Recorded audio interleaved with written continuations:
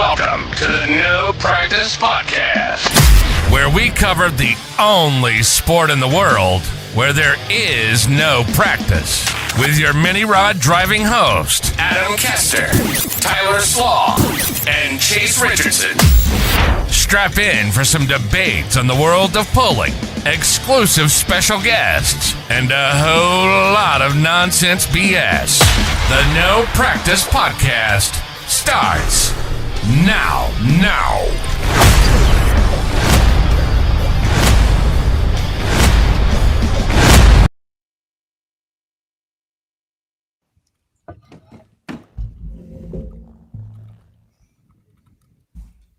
No Practice Podcast Nation. We're back for our 39th episode. Every other Wednesday, people gather as families, just like the holidays. They get their cookouts going. They get the outdoor setting like I'm in now. They call their friends like it's No Practice Podcast night. We're back again, gentlemen. Adam, Tyler, welcome back. Another day closer to the 2025 pulling season. How are both of you doing? It's good to be back with you.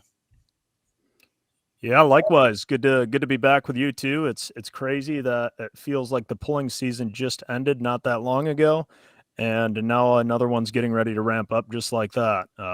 I'm still being lazy, haven't gotten my stuff ready, and I feel like Adam's just completely revamped full tractors. Isn't that right, Adam?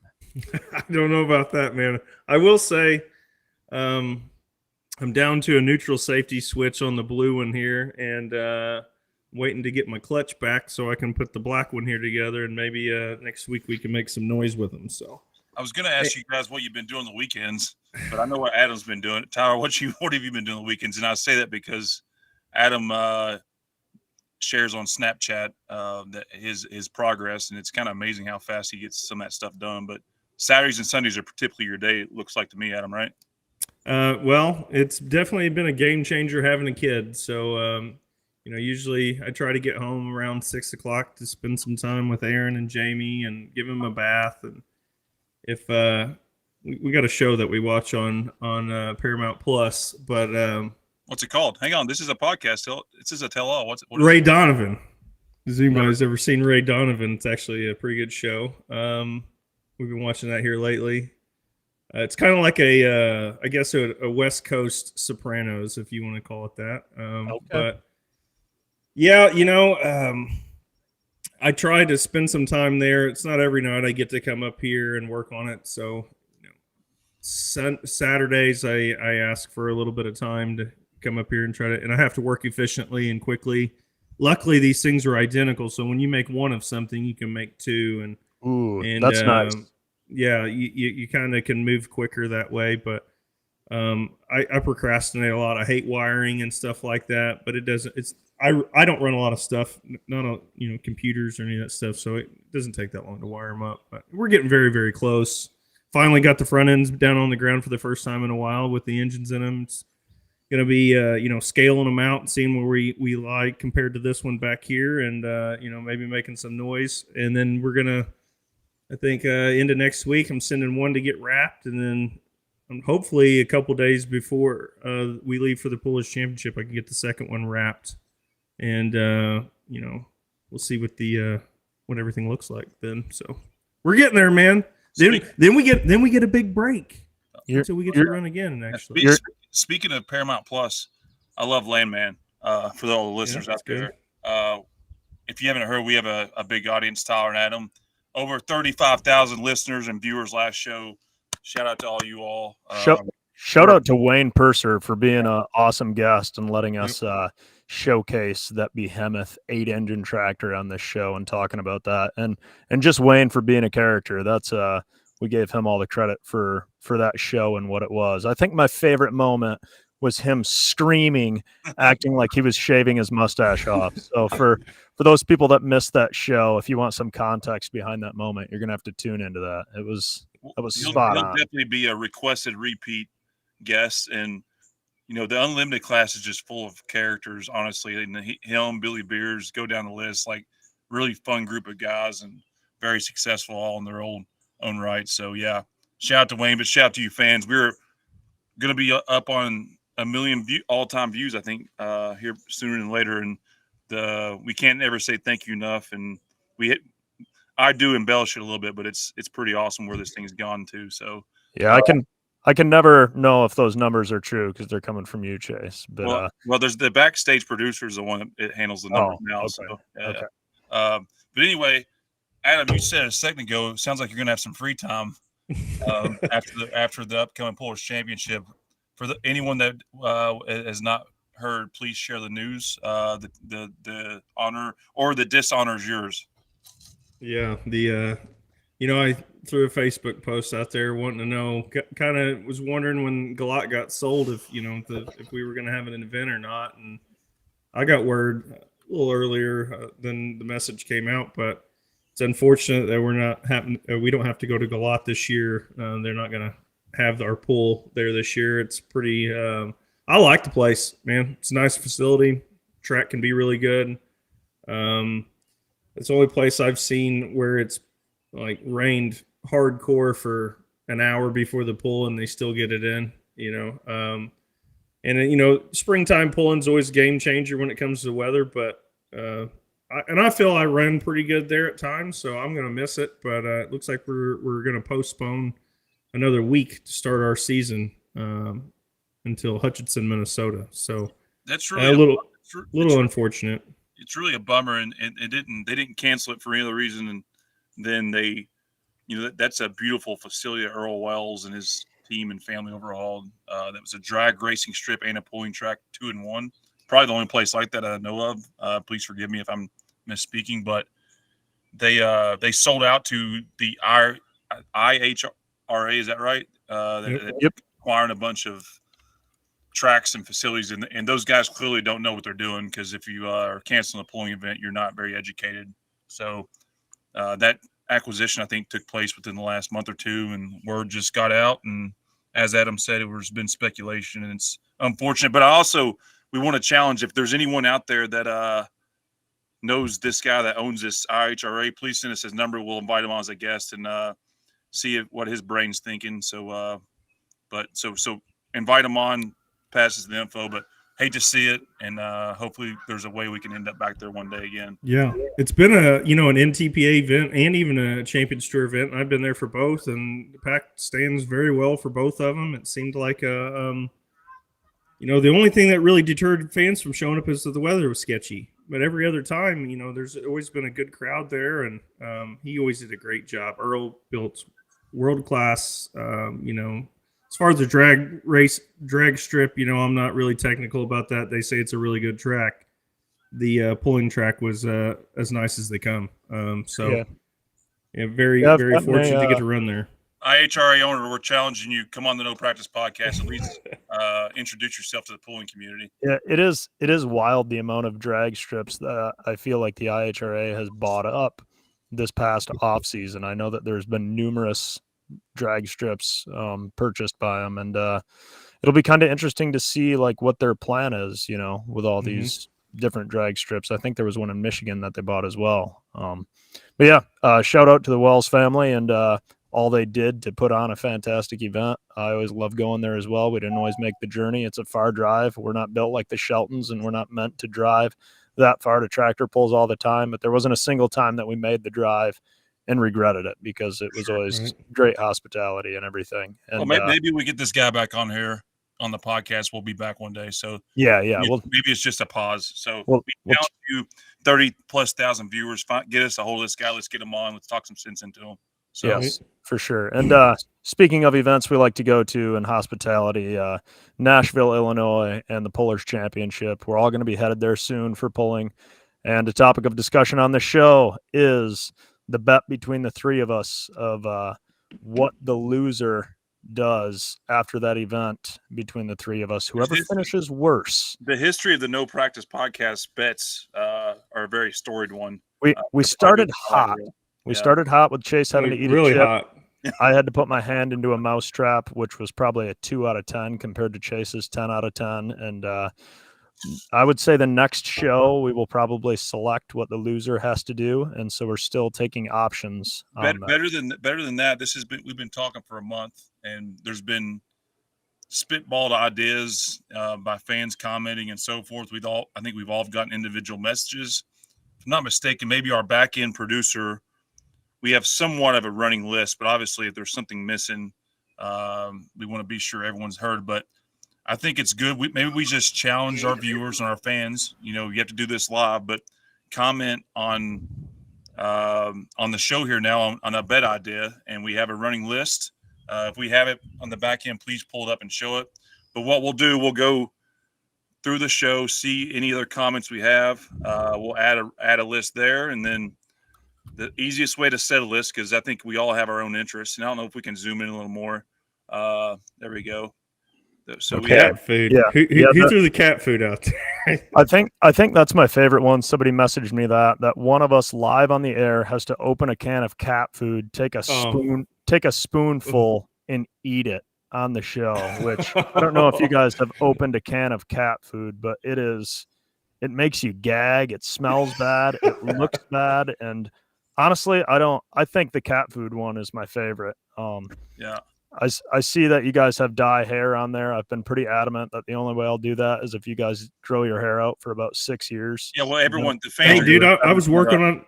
Jamie just trimmed me up here the other day. Yeah. It's So what is semi-long? what is dyeing your hair when you just got a haircut? I haven't gotten a haircut in like 6 years, so Hey, dude.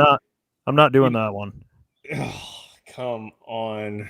I mean, we all have special interests, obviously, like most human beings.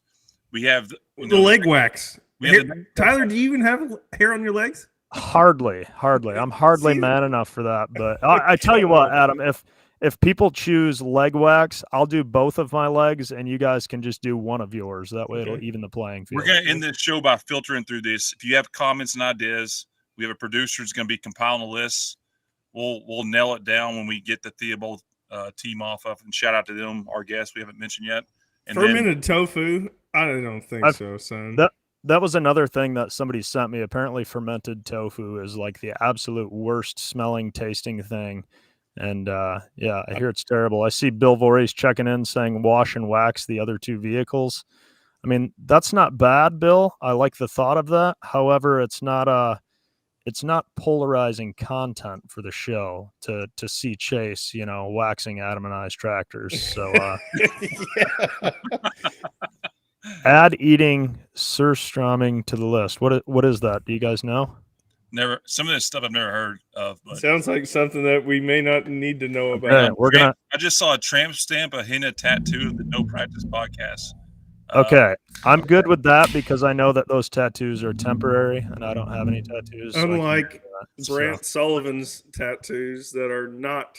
Yeah, he's got some wicked tats around pulling. So anyway, fans fire away, make them. We'll revisit it as we wrap up the show, and maybe we'll have a poll or something. Let the fans pick out of a.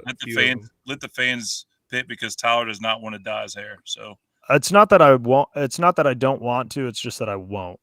Yeah. Okay, cut hair or dye hair, both options off the list. I will do both of those as soon as you guys grow your hair out for 6 years. Dude, I'm working on it. I started. You're working on it. You just got a haircut. What are you talking Jamie about? trimmed just the ends, brother. Yeah. So the fans are going to decide which of us is the worst. We'll be suffering and paying. Yes. It could be Adam's turn because we both had our turn, Tyler. But I don't know. I got some pretty hot shit in this engine over here. I'm trying to figure out. Yeah. I'm trying to figure out. Adam has to pick which one of his three Is tractors. it me or you? Ooh, Chase, that's a fun wrinkle. You know what? I say with the poll, is there a way to also do a poll? Which one of Adam's three? I think Adam has the right to pick which one. Honestly. Now, that be said, only these two over here are the ones invited. Yeah, I'd say Adam picks which one, and which is decided. That's fair. I like that. Yeah. So okay. But speaking of that, that'll be the set on the track. What is not set on the track, and has been an ongoing theme. It's been some mixed reviews and feedback, but the full pull driver rankings, they've been covering each class, and kind of like a coach's poll in college football and college basketball, fellow competitors are voting on who they think the top best drivers in each category is. And guys, next week is the mini route week, so I guess we're here. We can bet all we want, speculate, but All three of us voted. I think there's 15 voters, if I'm not mistaken, voted on our top 5. So both of you guys are in my top 5. Not because I like you, because you're just that good. So any comments, any predictions? It's our turn to talk about the mini rod top drivers. And I think it's if we didn't bring it up, we'd be playing soft to the No Practice podcast. So I would say there is no chance I'm on that list, purely because I feel like I have wrecked too much stuff over the years. I feel like I go for maybe it's a lack of talent. It's probably a lack of talent, but I like to chalk it up to a hero or zero setup. That way when things go poorly, I can just be like, well, I tried laying it all out there, but I would say I don't think I would make a top 20 list, to be perfectly honest. You're in my top 5. I doubt that. Adam, I feel like you have the best chance of making it on there between the three of us. Never know. Hate's a big word, and there's a lot of it in this world. All three of us voted. Hang on, I'll put my rankings out there because again, people will bust us if we don't put it there, and it is a confidential vote. Again, all the class has been done, but this is No Practice podcast. We don't do the pass button often, so I think I picked number 1 as Adam Bauer. Number 2 was Adam Kester. Number 3 was Brian McDonald. Number 4 was Rick Peters. And I think number 5 was Tyler, I believe. Yeah. You're crazy. Yeah. That was my top 5. So the floor is yours to share yours, but if not, we can just sit back and wait. And I'm predicting Adam as a lock as well. Myself, unless I can get in there and rig it the next 7 days, which I might try to do. I'm going to say probably not, but don't need to inflate any numbers here to chase. I know I for sure had Brian McDonald on mine as well as Adam Bauer. I had Bart Vandersloot on mine as I feel like he's able to come over here, even when it's on tracks and sleds he's not familiar with, and just absolutely tear it up. And I feel like we've seen him. Let's see, what year was it? I think it was when Joe Etter had a mini rod, and he was doing pretty good with it, but he wasn't like the one to beat. And I feel like Bart sat in the seat for a few weekends and just jumped Joe's mini right up in the points rankings. Oh yeah, he did. That's granted, it was an old Bobcat Junior chassis, but Joe had cut the roll cage off and moved it and whatnot. He basically moved him to like top 2 or 3 in the points, right? Yeah. And Bart just hopped in this tractor that, wasn't his motor he was used to and wasn't how the chassis was originally set up, and just kicked ass with it. So he was in my list. I'm pretty sure Ken Venny was there. I think I had Rick Peters in mine as well. And I think trying to think, I know I had Nathan Hoffman in mine as well, which you didn't vote for me or Adam, either one. I didn't. You asshole. Good. Yeah. I'm just being honest. I'm kidding. This is what we're here to have fun. I have to think back who I voted. I'm pretty sure I had Ken Venny too. Now I've listed too many people, but yeah, I mean, you can't take anything away from that old veteran who's, speak of the devil, happy 85th birthday to Mr. Ken Venny. How about that? 85 years old, still going to be hopping amazing. He's still someone just said he'll be number 1. The guy's 85 years old. That's pretty remarkable. Yeah, absolutely. Yeah. So, I think I had Rick Peters on there. I think Brian McDonald was on there. I have to look back. This was a long time ago. I put that was like the night it came out. I think I put Bruce Law on there. Bruce has been doing it. I tried to reach back for the guys that have been doing it a long time and have seen the evolution of the class. You know what I mean? Like over the years of the differences, and all these guys have seemed to always figure it out, So, man, I want to say I know Rick, Bruce, Brian, Ken, Vinny. Who was the last one? I can't. I apologize, guys. I don't want to eat up time. I can't remember right offhand. Okay. It'll come to me. It'll be interesting to watch those. It's been a fun exercise, and it's very interesting to see some of these as they play out. Obviously, all three of us will agree. There's probably 30, 40 people that could win any mini rod hook. Actually, there's going to be 48 in Farley a couple of weeks from about a month or so from now. So it's not a knock of who's not good. It's just that's a pretty narrow. Everybody's good, dude. I would argue the mini rod class would probably be the hardest one to nail down. Not that I'm a I think the mini rods, the class has almost turned into a qualifying run in drag racing. If you shake and you're bad, just get out of it. Yeah. Like, I would you're agree not with going that. to win.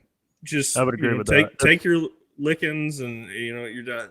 Every- your lashings. You're Everybody has such good stuff that, like, if you're not in a like 95 out of 100% as far as like having a picture perfect run, when you're talking quantities like at what's going to be at Farley and Bowling Green, you're just not even close, and you might as well let out of it because right. it's not going to happen. I remember back in the day when I won a lot. It didn't take. I'm not saying it didn't take much, but it wouldn't even be in the hunt now. I'm not taking nowhere in the at all. means. I'm not taking any of that away at all from you, Adam, or Adam Bauer, or anyone. But like, would you say it's fair to say that there was 7 to 8 really hard runners when you first started pulling, like, and now there's literally 25, 30, or how many show up? Yeah, I mean, it was. I mean, it's really kind of funny. People ask why I have, we run 3 tractors. Well, at times we were applauded for having 3 tractors because we filled a class and made it, 10, 12, 15. Now we're part of the problem, right?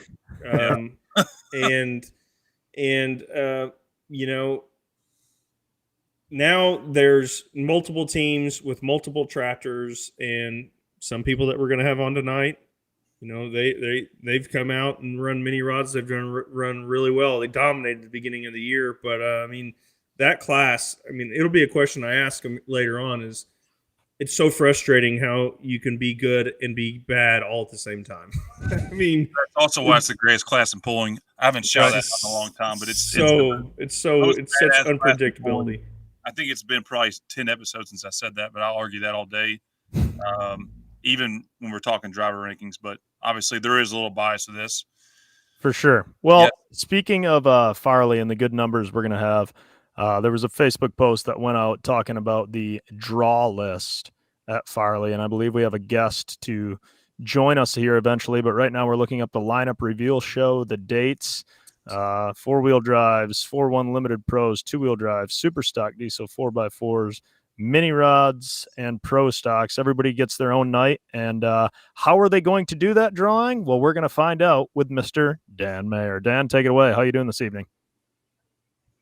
Dan, you're on mute. You're on mute. So before you get started, is this his first podcast or something? Yeah, I heard you got this podcast that's trying to take us down and get the great start. It's okay, Dan. I know you're not used to doing it live, but we can't reshoot it here. Dan. I'm not. He must have the same phone as Wayne Purser did. Oh, yeah. Dan, we didn't aim to set you up for failure like no, this. We didn't. Wanted to hear what you wanted to say. Maybe I've been watching some Pat McAfee lately, and sometimes they act like they're playing games with their guests to see if their audio really does work. So, all right, fans, in all trueness, new podcast this week in pulling just came out. We brought Dane on to sabotage him. No, we didn't. Did we? No, I'm kidding. I'm like, what? We just did that as a ploy. We couldn't do our what are the videos that they do to promote their? We don't do those, but we just had to make them. Next week we're going to bring Jeremy and Miles on and do the same thing. Hey, we want to hear from this big podcast coming in. I think we can call Dan up and do maybe what we did the other day. Is Dan still backstage? Yeah, we've always got a plan B here. Okay, there's Mr. Dan Mayer, and Dan, we're going to you in 3, 2, 1. How are you doing this evening? All right, Dan. I'm going to call you. Okay. Answer your phone. Oh, womp, womp, womp. This is almost Dan. Hey, this is No Practice Podcast, biggest podcast of pulling. How you doing? We're doing all right. I don't know what happened here with the mic situation, but yeah, I don't know. I have to get my technical advisor on this, but no, it's fine. In all seriousness, we were heckling the heck out of you on this, and I figured. Well, hang on, Dan. Turn your audio down. We're experts at this now. Yeah, you can tell. Yeah. Is that good, viewers? Adam, Tyler, is that good? Yep. We won't know until Dan speaks. So let's. We are. How did we do this the other day? This is a disaster. Dan, I forget what do we do to do that? Dan, mute your computer. Well, that's not going to work. Dan, turn your audio off your computer. Did you turn it off? Okay. All right, now we should be good. We're rolling now. You're good. All right, so Dan, Tyler, go ahead where we were. Dan, I believe I just ramped it to you and said, we're going to go to you and you're going to tell us how those lineups for Farley are drawn on those various evenings for various classes. Take it away. Okay, so how this is going to work, we got 6 shows coming up, and we'll start off with the 4-wheel drives, and we'll go into limited pros and 2-wheel drives. But how this will work is I will have all the vehicle names in a hat. So say for the first show will be 4-wheel drives. I'll have those in I'll have those in a pot. And then we'll have Melissa Graham with the NTPA. She'll be on the call with us on the podcast. And she will be actually picking the numbers out, out of like a bingo. What would you call that? A bingo roller? Or are you going to have the ball rollers? The old school wooden thing? Are you? Yes, she's going to have 2 of those. So she'll have one for Thursday, one for Friday. Okay. And so when I pick a vehicle out, the first vehicle out, we will fill up Thursday first. Okay. So that's how that will work. And then once Thursday's full, then we'll move into Friday. But now we've got the 2-vehicle drawing procedure, and then we've got the 3-vehicle drawing procedure. Which is relevant for tonight's show. We have Adam with 3 and the Theobald team with 3. So maybe. Sorry, not to leak anything. And Sorry, we've got 2. So Dan, how's it going to work if you draw Bruce and I back to back the first 2 draws on the evening of the mini rods? Okay, so on the mini rod night or any night, the first vehicle drawn goes into the Thursday night show automatically, and we'll draw the starting position. And then the second vehicle will automatically go into Friday night session, and then we'll draw the starting position for that. So if you draw Have No Mercy, your 4th draw, it's going to Thursday. You're going to draw the number for Thursday. Then immediately after that, Show No Mercy, because nobody's pulling the same night, goes to Friday, and you'll draw there. Is that way I understand this? That is correct. Yes, that's how that'll work. What about for a guy with 3 vehicles? So now the 3 vehicle will be the first 2 procedures will be the same. So your first vehicle drawn goes into Thursday, and then we'll draw your starting position for that. Your second vehicle drawn will automatically go into Friday, and we'll draw the starting position. And then the third vehicle drawn will fill the next open spot either Thursday or Friday. So depending if Thursday's filled up, then we'll automatically go to Friday. But if there's a spot in Thursday, you'll go in there and we'll draw a starting position for that. So it just depends where everything, if it's filled up or not. So to clarify, the first one of Adam's minis that is picked is automatically going to Thursday. So to Thursday. Okay, so what happens if you pick enough numbers to fill Thursday up before you drew one of Adam's tractors? Okay, so what we are going to do is we're going to leave some spots open because we have to determine how many 1, 2, and 3 vehicle teams there are. Okay. So we are going to leave some spots open on Thursday for that situation. So we will know, Melissa and myself, as we're drawing and putting the numbers in, we will be able to figure out, okay, so we've got, say, for instance, we've got 3 2-vehicle teams that haven't picked yet. We'll leave 3 spots open on Thursday, down at the bottom. So if we have that situation, one of them will, they will all 3 get a spot on Thursday. Okay, I just want to make sure this is legit because I know RJ told us he got some Facebook messages from surprisingly some pullers that were accusing him of possibly cheating or rigging this, or doing some sort of funny business behind the scenes. So I'm glad to hear you guys have got this all some real thought shit. out. This is like going to the bingo hall, except way cooler. Yeah, except the Polish ladies aren't going to get mad. I love it. The whole thing, like RJ wants, is transparency. So it's going to happen. It'll happen here. The draw will happen here in Southern Indiana, and I'll pick the vehicle names. And then Melissa, she's over there in Ohio. She will pick out the starting positions, and it's black and white. There is no. Okay, so you're gonna pull a name, and she's gonna roll a number, just like that. Yep. And you're gonna stick it on the screen where we can fact check this, right? Yep. Are those the old I don't know, maybe NTPA bowl rollers that they used to use that everybody liked, or what? Yeah, actually, I think they are. Greg had mentioned today that I think they were. One of them was an old NTPA one that he used to use back when Greg used to pick numbers. So yeah, that's an arguable situation for some pullers out there that do not like the automated versions of those. So we're going back to the old school with the ball rolling machine. What RJ wanted to do with this is he didn't want to have it automated, and just do everything manual so you can see what's going on, and then there's no questions asked. I remember one year at Chapel Hill, it was so crazy, and I think they fixed it, some algorithm issue that like everybody that was in a team ran back to back. I think between us and Shelton's, we were the first 6 pullers of the mini rod class. The 2-wheel drive or the 4-wheel drives ran back to back. The pro stocks ran back to back. I mean, it's like, holy shit. There's no issue.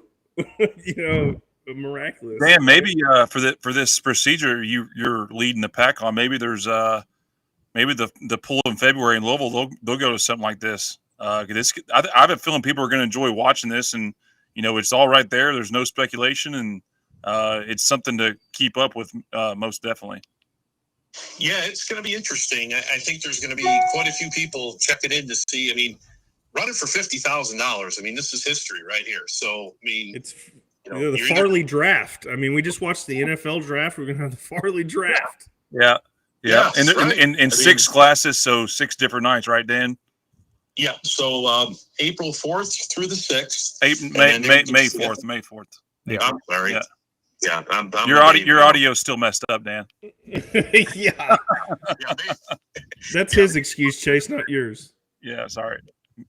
And then the following week we'll go. This will be on Sunday. So then the following Sunday, May 11th, we'll have the super stock diesel trucks, the minis, and then we'll finish it out with the pro stock class. And so I caught something on that. There's 25 entries on the super stock diesel class, super stock diesel 4-wheel drive class. They are running Friday only.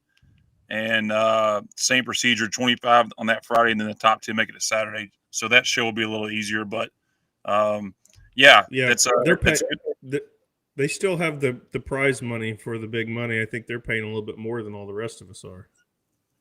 Very cool. Very cool. Now, Dan, I hate to pick on you because I love what you do. So but I have to ask, being that these drawings are going to be live, will you have a functioning microphone, or will you call Chase and have Chase hold his phone up to the microphone for the drawing? I'm going to answer on Mini Rod Night. I'm going to answer, and my number is going to be determined when he gets on the air.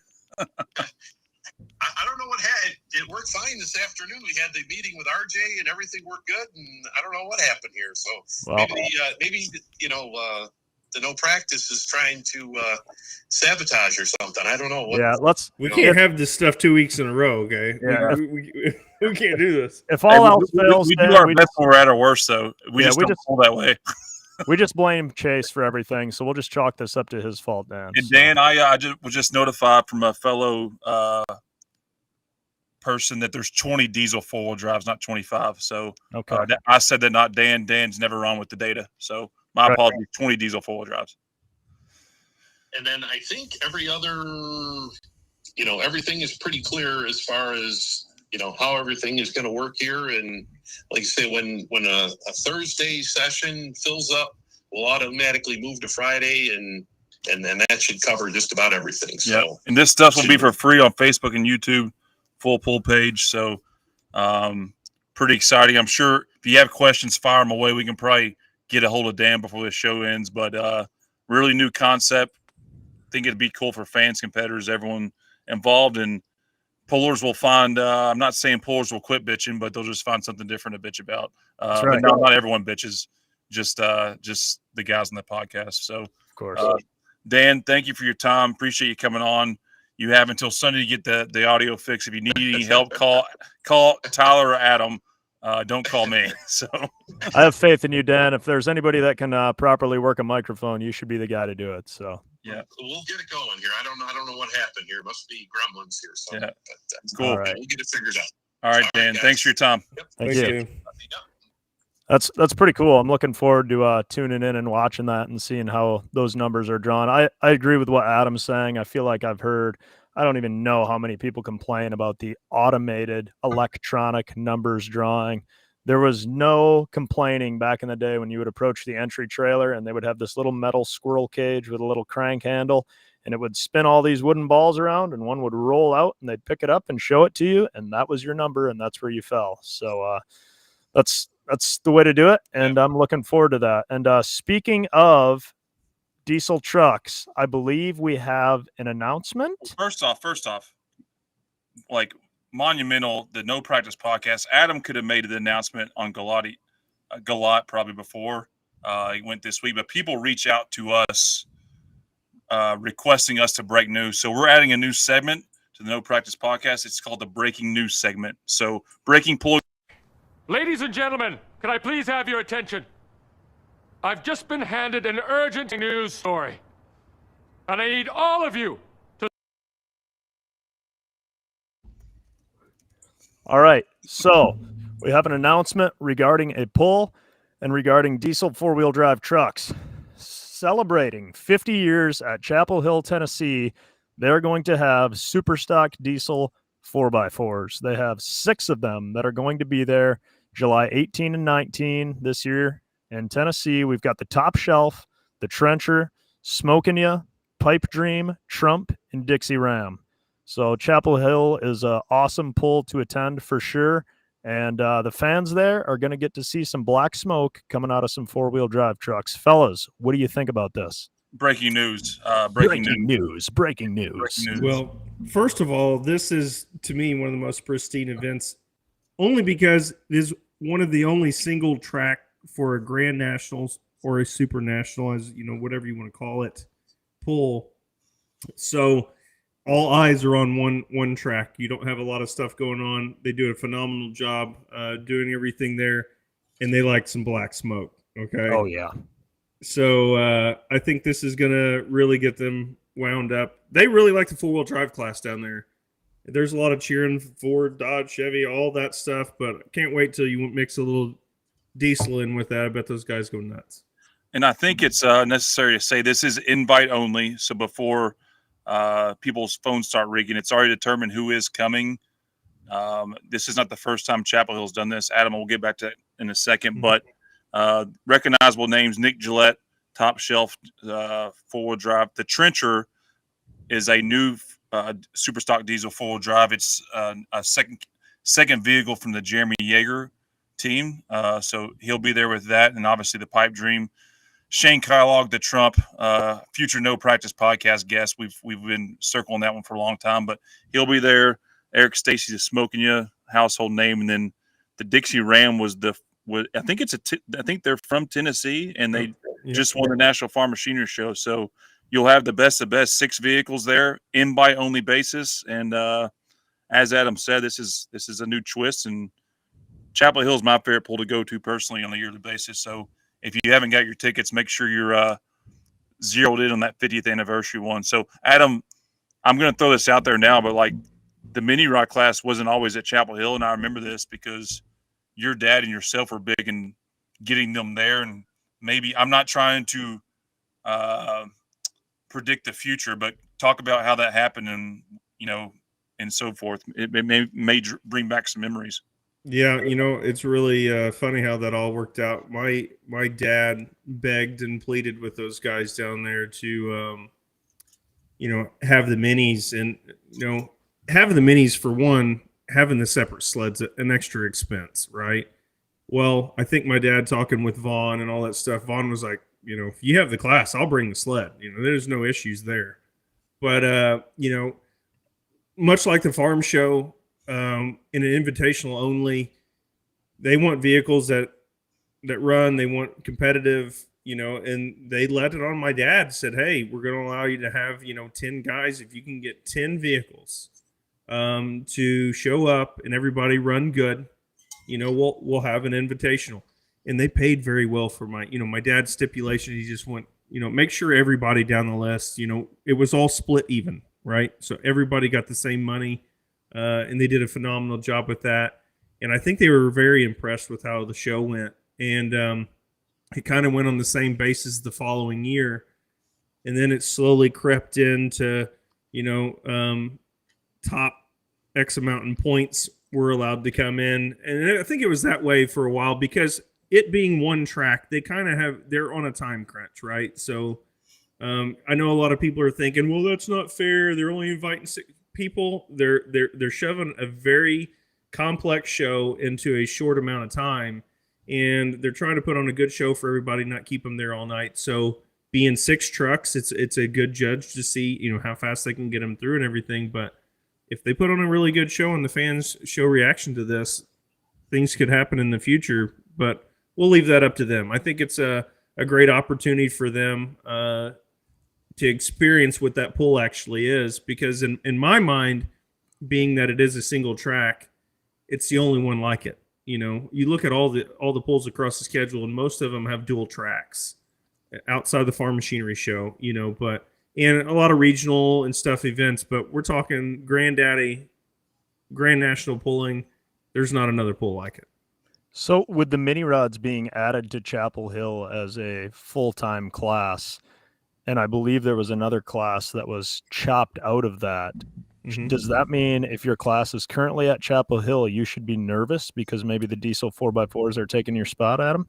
I don't know about that in particular. I know back in the day, when my dad had the mini rods were a good addition because you can move them really fast. And you can probably go on record and say we're one of the fastest moving classes. They're small, they're light, you can pack them into tall areas, you can move them really quick. They used to run the 2-wheel drives at Chapel Hill, and I'm not sure the whole reason why they're not there anymore. This is a disruption, Adam, to what you said earlier. This is back when 3 vehicles helped put on a show too. Right. No, you're exactly right. I'm not going to say anything plus or minus there. It got to the point where Chapel Hill does a really good job. They try to for a long time all the classes were that way. And if you were in the top 12 in points, you could go, and then there's a couple wild cards if they had some locals they wanted to come in and pull or that. But it all revolves around a time crunch, and they did a phenomenal job on it. When the 2-wheel drives used to pull there, it brought up, it was, mass chaos, right? People were, all kinds of things were being said about all kinds of scenarios and who was no good and whatever. They brought the pro stocks in and replaced the 2-wheelers. When the mini rods came in, I don't necessarily think they replaced a class. But, a couple years ago, Brian Schrammick showed up. They did let him run a light super stock. So they're putting their feelers out to see what the fans' reactions are. And that's how a good event is built. Yeah. Fan reaction, fan interaction. I think it's great. They're adding the super stock diesels. If they put on a good show, the fans' reaction, we might see more in the future. But ultimately what that means, they only got so much time. It'll be interesting to see. That this goes to show you, don't get too comfortable at Chapel Hill and thinking that your show's going to be there all the time, because they could kick you out in a minute. What I mean? So keep the pissing and moaning to a minimum, folks. My favorite poll, as I said, is Chapel Hill. This is the 50th anniversary. Adam, is that your favorite poll? I think I'm speaking for you. It's probably I have an attachment to that poll. I've had a lot of success there. Yes, it's my favorite poll. Yeah. So Tyler, don't know if you can speak for, but at least the majority vote on this podcast. Our favorite polls to go to, the must circle event of the year, 50th anniversary. If you've not been to this poll, it's still early enough. Make plans. Fly into Nashville, Tennessee. It's 45 minutes south. There's no pool like it, as Adam says. So. Come a day early. Go float the river. You may never know who you might see out there. Yes, when we used to go to Chapel Hill every year, we would always go canoeing. I think it was on the Thursday. You guys started that. Beforehand. We started it, Tyler. We would rally people together. We would call the canoe company, and they would come to the facility with a bus and pick all of us pullers up, and we would all go canoeing. And it was an awesome time. That is the one pull neither me or my father have ever gotten. We haven't gotten a first place there. For those not familiar with Chapel Hill, they give away a director's chair, if we want to call it that are kind of sought after, the Bowling Green ring of Chapel Hill, if you'll say. And that is definitely on my bucket list, as well as my father's. Between the two of us, we want to get one of those chairs one of these years. So I believe with the way the rule stands right now is you need to be top 15 in points, correct me if I'm wrong, to show up with a mini rod there. If you're running the whole circuit and you haven't missed a run, you're in there. I've grown up the last few years, but I don't want to speak for them. And it's a highly sought after pool that people to get into. So their phone rings. Guys, if you want into that pool, follow the schedule. I think it's a great thing. That event is a spectacle. I think there has to be a carrot dangled for you to be able to get to go there. Yeah, I've heard of people, and I don't know if it's true or not, so just allegedly, but I've even heard of people trying to bribe their way into the facility by donating money to the organization that the pool supports. I don't know if it's true or not. That's what the people have told me. So that just goes to show you right there how awesome. A little collusion, as they say. So, collusion. Yeah. Collusion. So, breaking news. Thanks for allowing us to share that news on the No Practice podcast. And if any other pool wants to break news, we'll get it out there faster than other sources. Competitors or news, anything. We're here. I don't really want to compare us to any news channel, but we're the something of pulling. So good stuff. Thanks for that intro back in person. But we have guests coming. We do. I think this is a good lead to bring on our highly anticipated. I call it the most competitive family in pulling because mom, dad, and the kids run. Doug, Renee, and Grant. So, Tyler, I'll let you do the formal intro. And Mason. Yes, we've got the family of power: Doug, Renee, Grant, and Mason, piloting an unlimited 2 mini modifieds and a 2-wheel drive. Perhaps their schedule is going to be shaken up this coming season, and we're looking to dive into that and find out. Theobalds, how are we doing this evening? Doing great. Good. All right, wonderful. We've got everyone. We see Grant on a separate camera, and then we see the family of 3 there back in the shop. Grant, where are you at this evening, and why aren't you with the other 3? What's going on here? I'm up at Purdue. Looks like you're in the library. Do you study? Yeah, I've been studying really hard this week. Yeah, I hardly recognize you in a shirt like that. You look far too professional. You're not covered in tire grinding dust or engine oil. It's a little strange. I don't know about that. I had to give a presentation this afternoon, so I came back, had dinner, and then got ready for this. So are you calling us a big deal? Are you calling us a big deal, Mason? Or Grant? Grant. Easy, Chase. Damn. Mason, since and I love this family. You're going to hear a lot of heckling more than normal tonight. It's particularly Mason. Why don't you explain where you are, what we're looking at, and what's going on there? I assume in Shelbyville. We're at the shop with all our pulling vehicles and the farm and everything. Yeah. I don't see any farm equipment in there. Is that? No, that's in the other shop. Okay, gotcha. Gotcha. Yeah, it stays next door. Understood. So, Shelbyville, Indiana is where we're based. You see, Grant is in college. Mason, you're a senior in high school. Yeah. Is that correct? So when's graduation for you? I think less than a month now. Yeah, May 24th.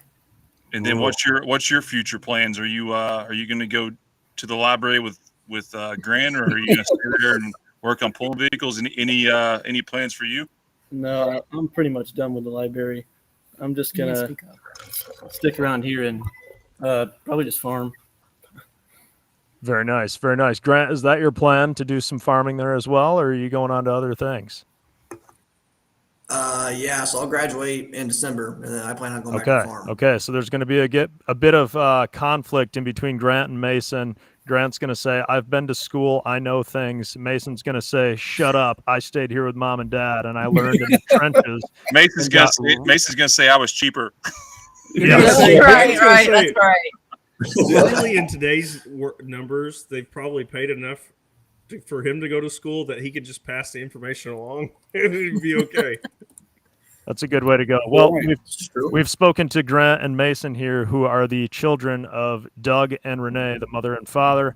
How are we doing this evening, guys? Doing good. Doing great. When it came to Grant going to college and Mason not, did you guys persuade either one of them one way or the other? No,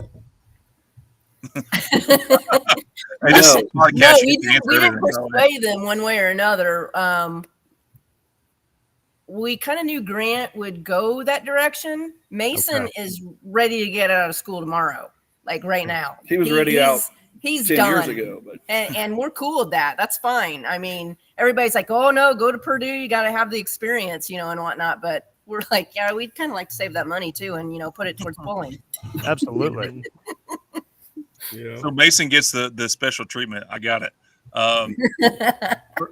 So we'll dive. Obviously, really cool. This is the first family, if I'm not mistaken, guys, we brought in here as a whole mother, father, children operation, which is I think is one of the special things about what you all do. But we're going to spend a little time talking about obviously Renee, you, and Doug. I don't care who starts first, but you two, I believe, met via tractor pulling. So Doug, we'll start with you. Take us through your lineage of the Theobald family, how you all got started pulling and where you got started pulling at, and then Renee can do the same. Then you all can decide. Actually, you all stop there. We'll ask Mason and Grant how your parents met. So there you go. So on my side, we've gone to pull since I can remember. My earliest memories are going to the Indy Super Pull, which still is probably one of my favorite all-time pulls, even though I only got to pull there maybe a couple times before it ended. But so then in 1981, my dad came into the house and told me we were going to go look at a disc. And myself and my brother were sitting there, and I said, well, I'll go with you. And my brother said, well, I'm not going. And so we went to Cloverdale, Indiana, and kept looking for this disc that never materialized, but there was a single engine modified tractor there that I was like, this is cool. Where's the disc? And he was like, well, this is what we're actually looking at. And we bought the tractor and brought it home, much to my mom's probably dismay at that point. But that was the start of our foray into pulling. And we ran that for 7 years on the Hoosier State Circuit. And then that was about the time that people kept stacking motors on tractors. And we decided at that point that maybe the truck path was the way for us to go. So we bought a 2-wheel truck from Pat Friels and put our engine in it and started down that path. Yep, there it is. Is that the original truck? Yeah, that's probably like 1989 is my guess, somewhere in that range. Steel body. You know where that's at? What was that? All steel body. Do you know where that is? I would say, I think that's in Sedalia, Missouri. We're being told that's 1990, Doug. Not the name. Oh man, just missed it, didn't I? Yeah. Hey, Yeah, is that damn an near all feels steel really body? bad right now. All steel body on that? Yeah, that's the old steel body. Yeah. So yeah, we made a lot of laps with that truck until 91, and then what you see there is actually the first pass with the new Engler chassis at the Indy Super Bowl, which I think was probably 92. And yeah, obviously that was thrown together at the last minute just to make the Super Bowl that year. And so we ran that and then took it home, stripped it all back down, repainted it, and ran that particular truck for a long time. I think that was actually my first Grand National win. I think that's Macon, Missouri. This was your first Grand National win?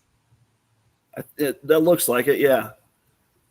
So I'm not sure. I don't remember the exact this was year. in 1998. Yeah, we're getting back. This is 1998, so that probably Yeah, that would have been your first one. That's right. Yep. So I remember that day very well because we burned a piston in our tea bucket the night before, and we worked overnight and through the day and found a piston and a rod that was a 1/4 inch longer than our other ones, but it had the right pin placement in the piston, and we shoved that thing in it and went out and ran that night with it, and I think got third with that one and then won with this one. So now the second truck that you guys had, the red tea bucket, did that one come from Pat Friels also? it did. Yeah, he ran that one for several years, and we ran with Pat for a lot of years after when we built that, or when we put that first truck together. Pat would go to Michigan, and we actually put our truck in his trailer, and that's when he ran a multi-engine mod, and we went up there, and it seemed like we'd be up there for weeks at a time back at that time, but we would run a lot of places, and that was a lot of fun. So we'll pause the trajectory right there because I think there's probably by this point, Renee had come into the picture. So we won't get to how you all met. So Renee, take us through your background, because I don't think a lot of people really know how cool of a story. And this is really a feel-good story about the sport and, families and the people you meet. So you can start from your experiences, Renee. I've been in pulling, I don't know, ever since I was in diapers.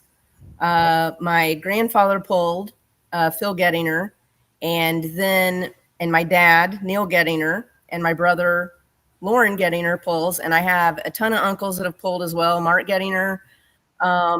We mainly pulled Up and Atom, John Deere 4010. And we actually pulled 3 super stocks, an Alki, an International, and a John Deere at one time. It was a lot. Doug and I, also, as far as the women in pulling, I want to mention this, that my grandmother actually pulled for the first time in 1969. Oh, nice. In Connersville, Indiana. And my mom has pulled as well. And I have pulled on our side of the family. So we've kind of got a decent line of female lineage there. And actually, as far as lineage in pulling, I believe that I have the longest spread out line of people that have been involved in pulling. Ooh. That's Also, a pretty big statement. Yeah. Yeah. I mean, I'm pretty confident on that one. Well, I don't doubt it, because you're well put together with all the history and everything. I mean, that's 1969. Women pulling. I mean, that was unheard of back then.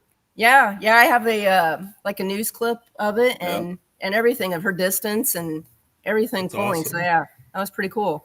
And as far as Doug and I meeting, we met in, was it 1992 in Fort Recovery, Ohio? Yeah. 1992 in July. Go ahead, Grant. Are you going to tell the whole story? Well, go ahead. You can tell the whole dang story. Uh-oh. Okay. I was told that you guys were in Fort Recovery and Dad was with Randy Brown, and that they made a bet over a case of beer that whoever could get Mom's number would get a case of beer. Oh, I gotcha. Was that the sweetest case of beer you ever got, Doug, or what? He still owes me that case of beer, I think. Hey, let me ask you this, because I remember Randy very well back then. I remember Doug as well. Did you have a mullet just like Randy? I did not. Okay, that's what it was. No one could match that mullet.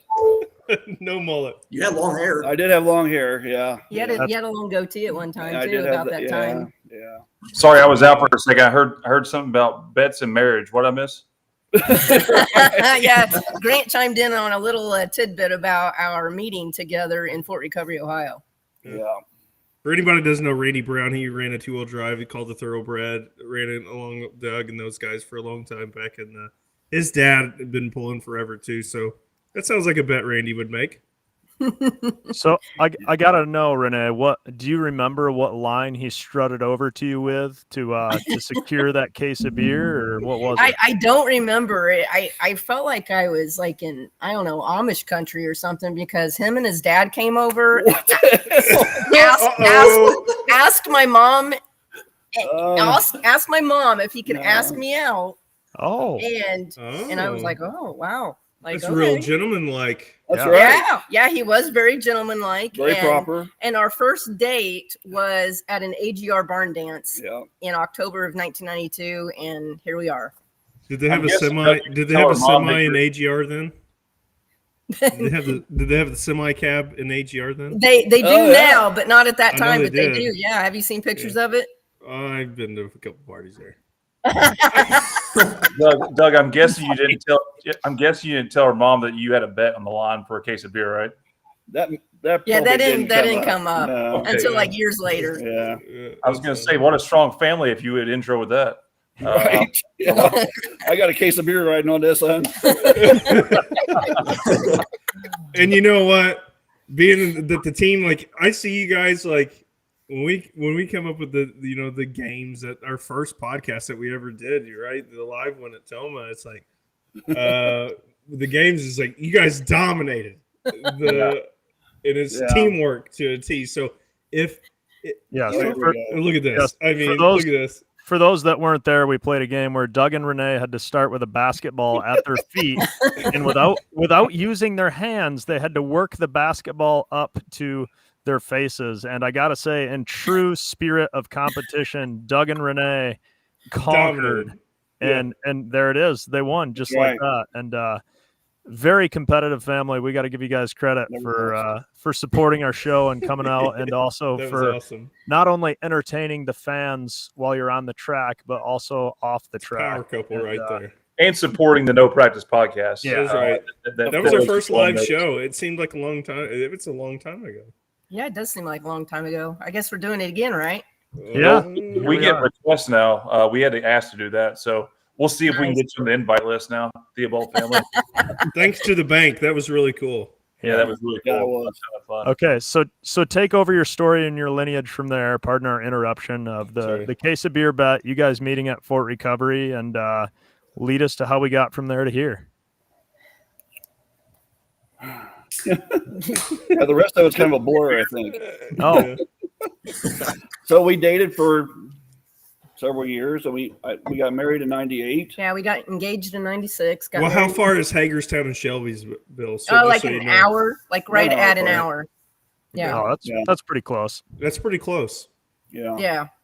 Yeah, and it's cool, if you get asked to go to a wedding in the middle of July, my family knows, like, hey, well, they're at a pool, so it's okay.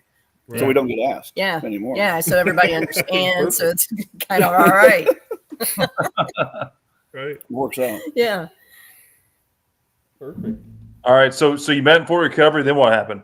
I mean, like the rest of the timeline, like Chase is still trying to figure out how to get to this marriage point. Right. He wants some tips, right?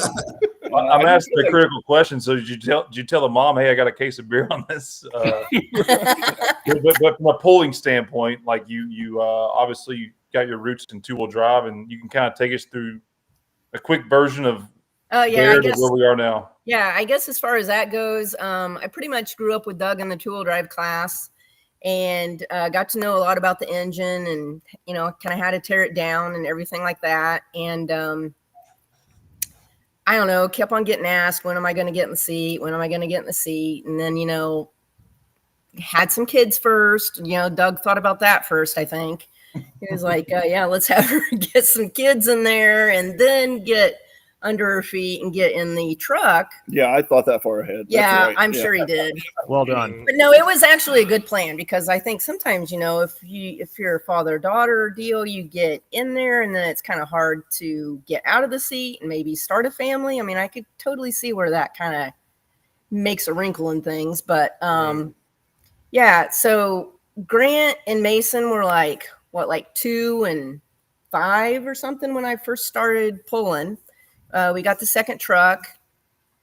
He'd had 2 trucks before. It was very advantageous in two-wheel drive to have 2 trucks.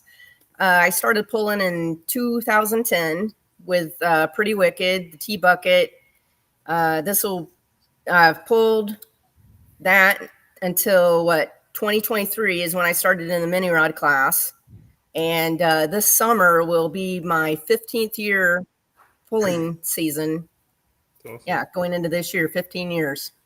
And then now I've got these 2 here pulling, and I think they're going to outdo us in the long run as far as results. I mean, each one of us has just kept on stepping it up every year. And so, yeah. Yeah, so I got to, in full, we'll dive back in. Mason and Grant, sorry, you all are a big part of the show too, but I love these memories, because my first recollection of Doug and Renee and Keith and your family was, as a young kid and teenager growing up, always friendly with you all. But the first time, I had no idea, like looking down the road in 20 years, Renee would be a badass driver. Like she was just Doug's hot wife that had the babies all the time, like just carrying the babies around, just to be honest. And the first time I ever pulled in my life, I pulled, but like a Grand National, we went to Georgetown, Ohio, and I was a sophomore in high school. My dad said, he said, you're going to drive tonight. I'm like, what? You're going to drive? We talked to Greg Randall or whoever it was in time. You're going to drive, and hopped in the seat, and I drove, and actually got in a pull off with Doug that night, and I won the pull because Doug couldn't get back in the pull off. So I could have, but I just felt like you needed to have that win, just to get you started off right. Yeah, I at the time, I was thinking, in 20 years, I probably wouldn't let you have it.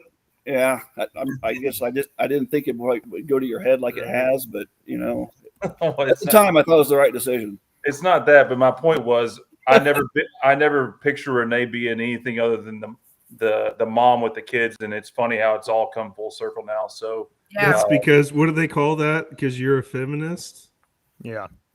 I was actually starting the trucks at Fort Recovery in the middle of the afternoon when I was 32 weeks pregnant with Grant. I'm sexist. I'm sorry. Yeah. Yeah, So- Chase. You know what? What's great about that story is I've been begging my wife to get one of these things, and it's really funny. She's like, I would, but nobody can watch. And I was like, it's all right. I'll just tell everybody, close your eyes. Okay. Right. And so she's got kids. She's pregnant now. You're going to have her baby in July. And so there's hope that one of these days that she still might get in the seat. I like it. In 20 years, Jamie Lynn may have more wins than you, as Renee has more wins than It won't take much. It won't take many. He's even had 3 tractors to try with. Yeah, I know it's bad. So the modified tractor. So we talked about the 2-wheel drive roots. When did the decision? When was the decision made to get a mod, and then we can take that into the mini rod? When did you get in the mini rod class? So obviously I said we started out with the tractor, and that was always my favorite class, because growing up as a kid and watching, Engler and Banners and all those guys, that was awesome. That's the class I wanted to be involved in, but I understood that, we needed to go the truck route and come up through it that way. And, but it was always my hope to get back into the modified class. And I distinctly remember in the kitchen one day, I had talked to Ricky Long because he had a chassis for sale. And, I was kind of swaying one way or another about what to do or what not to do. And Grant's like, you won't do it. There's no way you're going to do it. And so when he said that, I was like, no, we're going to do it. So I called Ricky like 5 minutes later and I said, let's make this happen. So thanks, Grant, I guess. It's reverse psychology. I know you did. Yeah. But I was like, you know what? This is the time to do it. We can make this happen now. And so, yeah, it's been a cool ride since. I'm glad we've gone down this path because it's you initially were in the light unlimited class, what was called light unlimited at the time, right? Right. Yeah, that was our initial deal to do, was to go into that 2-engine deal. And our thought was from the start we were going to put what was called a Whipple screw charger on them. And we'd found these old Whipple chargers, and, we were going to make this work because they were a low cost deal, but they made huge amounts of boost, and that was going to be our way to go. And then, actually Boyers had a twin screw charger light unlimited, and they decided they were going to sell out. And we went up there and looked at them, and I actually called Adam the day we were up there to ask him about the engines on that tractor. And he was like, yeah, he's like, they're good engines. He's like, I vouch for everything that they're telling you. And so we bought the only thing I didn't know about that thing was the size of the fuel pump, and that happened to be a huge factor in how that thing performed. I think I was told that they had 23-gallon pumps on them. I think they only had 20-gallon, and that is not enough. That was not enough.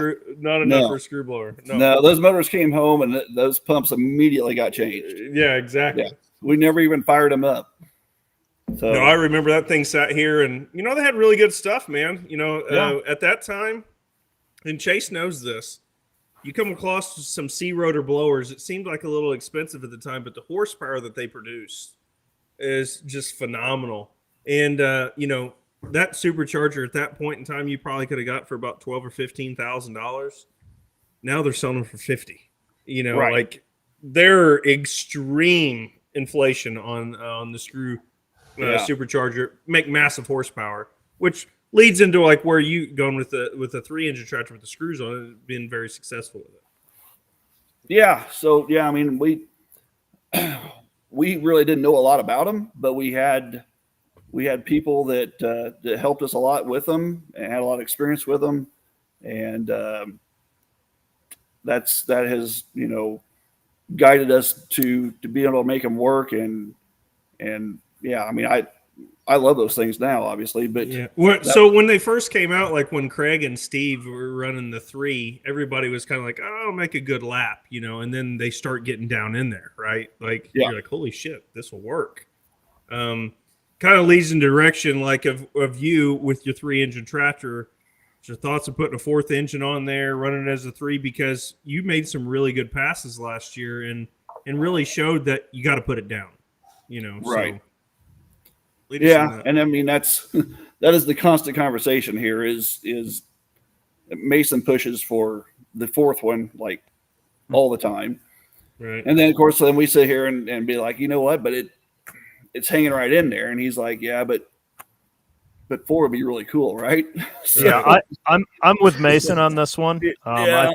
That was one of the questions I had written down is, are we going to see a 4th motor with a screw on there? And I got to say, like, the next time I go face to face with my dad, he's probably going to look at me and be like, well, I wish Grant was my son, because here Grant is antagonizing Doug to get a multi-engine tractor, and I'm the other way. And I tell my dad, if he gets a multi-engine tractor, I'm probably going to be done pulling, because I know the amount of work and dedication that it takes to keep one of those maintained. Grant, I got to ask you, at any point have you regretted that decision, and did you think this was a bit of a bad choice? Yeah. Actually happened the first year we had it is it was at Toma. It was Thursday night, and we ran the light class, and us and Keith Wason were to pull off.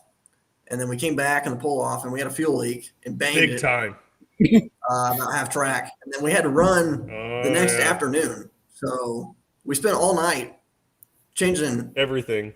I think everything in the motor. I think we kept the block, but then we changed all the rods. In one motor or 2 motors?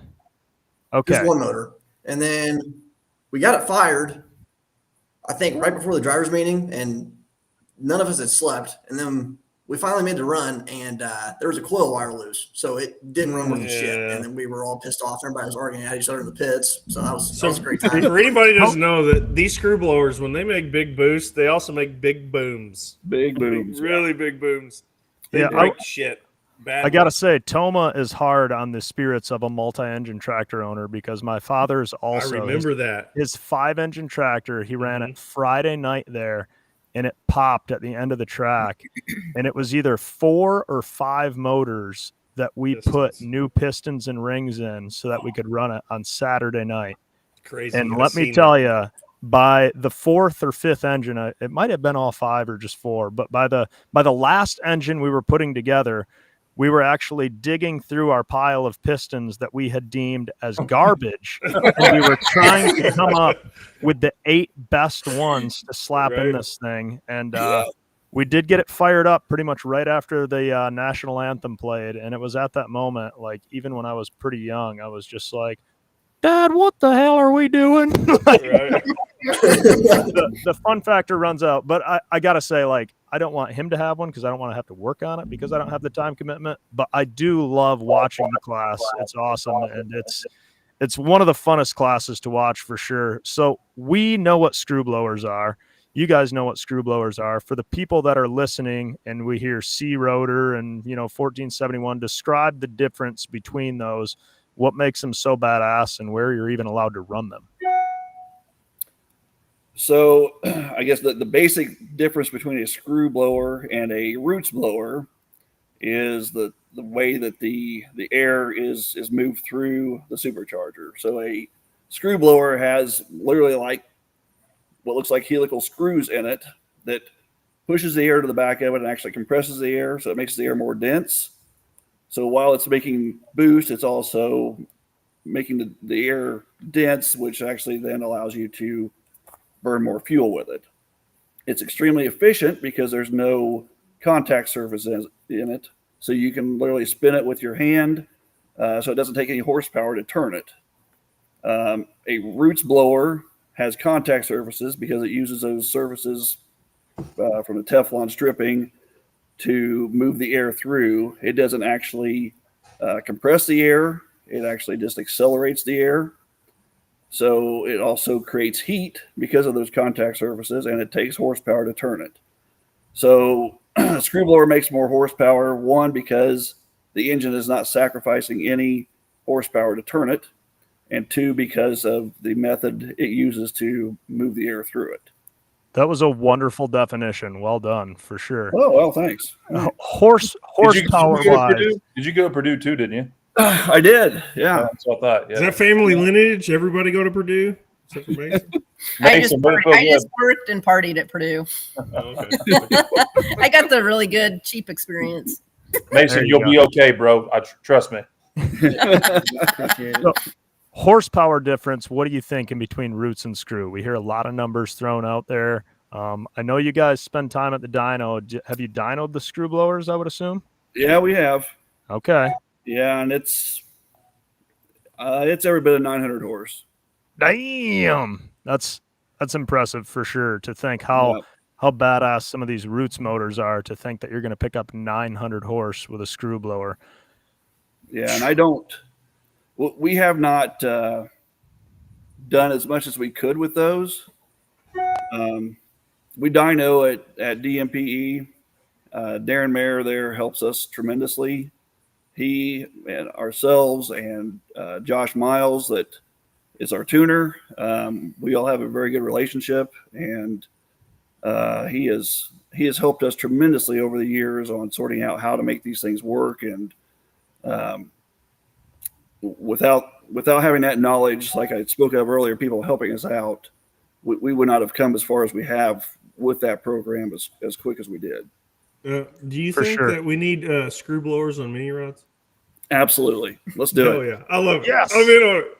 Yeah. Yes. Yeah. I keep saying that we need to, when we have the screw blowers off the tractor, we need to I just want to put it do on it one the time. and take The other pictures thing of I it, want to try, put it on Facebook. Yes, I know there was one yeah. year where it was actually legal in the mini rod class to be able to do that because it wasn't in the rule book yet. Yeah. Right. Yeah, they just eliminated it like 2 years ago. Yeah. Yeah. You wouldn't make any power. Yeah, though, I mean, 'cause you blew it the was tires off and still it a go no-ride. crazy. I didn't know there was a rule book. I just thought It depends. You don't on either the until about That 2 would weeks require before you to know how the to season read, comes correct? Yeah. I have to ask this question because we could probably talk forever because all you all as a family, there's plenty of time to go around. But Doug, you made the comment about Mason. His vote is that he on your tractor to add a fourth motor, just from a operational procedure, because I can share my experiences. Whenever like you're collectively trying to make decisions on your polling and what you want to do to improve and so forth, you know, like for me, you know, I can come on a podcast and I can walk around like I'm the decision maker. I'm a decision maker until one guy steps in, and then whatever he says could turn to a fight, but he always wins. What's your all in Adam? I know you and your dad love you all like family, but like there's always the father and like they're like the father son situation. Y'all are a full family. How does and we're gonna go down the line. We're gonna start with Grant. Grant, how does y'all's decision-making operational procedure work? Is there a vote? Do you have a Senate? Is there someone in the background, or does someone put their foot down and say, this is what the F we're doing, which is what happens in my case? So, Grant, I'll let you start. Mason, you're next. Doug, you're after that. Renee, you have to be quiet till we call on you. So He's sexist. Don't worry about Chase. He's putting women last. Oh, no. Grant, go ahead. Like a key decision, how's the process work? I would say, I don't know. It seems like every dinner or lunch we have as a family, it's a polling conversation the whole entire time about what we're doing or what's going to happen. But basically, if a decision is getting made, I would say that all of us give our input or our opinions on what we think is best to do or what we think the best thing to do is. I would say typically we all agree on something, but it basically comes down to what Dad's going to do. Dad's the final decision maker, in my opinion. Mason, your turn. So in my opinion, normally say there's like an idea that comes up. Dad has an idea or something. And I'm like, yeah, that sounds pretty good. And no offense to you. Yeah, two, yeah, I then, know where it's going. But then there's You only live with them when you leave off this podcast, so just be yourself. I'll be all right. But then normally there's an absolute bitch fest between mostly it's Grant and my mom. And then that will go on for however long. Together, we're usually together in the How long same. does that last? Renee, Mason, how long does that last? The Grant and Mom bitch fest, as you quoted it. Oh Lord, I don't know. It depends on the topic, really. Days, hours, minutes. Like, is it weeks? Like, You'll hear it the day after.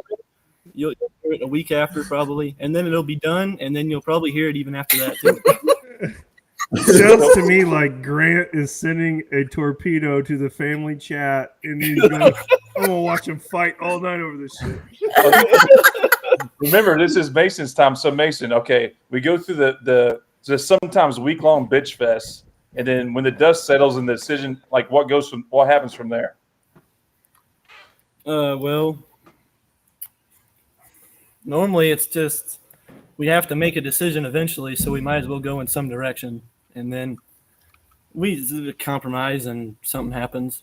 I don't know. That's pretty much how it goes. I know, but like, what happens though? What is does the bit, like, whoever wins the bitch session, is that what's decided, or does someone come in? I'm just like, there's no winner. Yeah, pretty much just wing it. Whoa, this is Grant. I'll tell you how this works because I was a kid once too with my father. And it's called, if you have a good idea, it's a great idea, but it's not a good idea until he comes up with it. That is your dad. Well, I can tell you, he comes up with it, it's a great idea. I love this Doesn't part matter of what it you think because my dad is a very nice guy, but he's very, I mean, whenever it's him and I, he has no cut card. So it's ultimately comes down to I have my opinion. We'll wrestle, we'll fight, we'll do whatever. But then I am confused and he's not confused, and whatever happens, he says is normally the outcome. So, so Mason, the end result is the compromise. It's a collective vote, or someone puts their foot down, or how does this end? I mean, most of the time, Dad just says that's what's going to happen. Okay, so ultimately, you're a very colorful version of Doug makes the final decision. Okay, Doug, your version. My version is it happens one of two ways.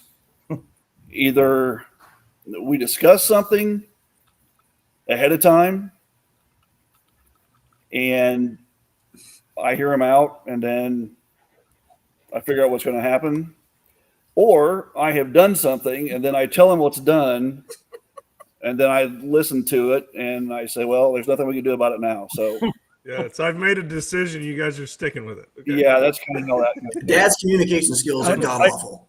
He tells us absolutely nothing. I gotta ask, Doug, has there ever been moments where you make a decision, everybody pushes against it, but what's done is done, and they go out there and win, and then when they come back to the trailer, you're like, what'd you think of that right there? Surely not. Maybe. I'll bet so. Okay. I'll reserve comment on that one. Okay. Doug cares about where he sleeps tonight. Mason doesn't care. Renee, it's your turn now. Mason doesn't care. Renee, your turn to share how the decisions are made in your version. Pretty much in my version, I let them go with whatever they think is best, unless I have an opinion. Which is always happens. How often? Yeah, it can happen, and if it does happen, Grant and I are usually on the same wavelength, where we're the loudest people in the room together collectively.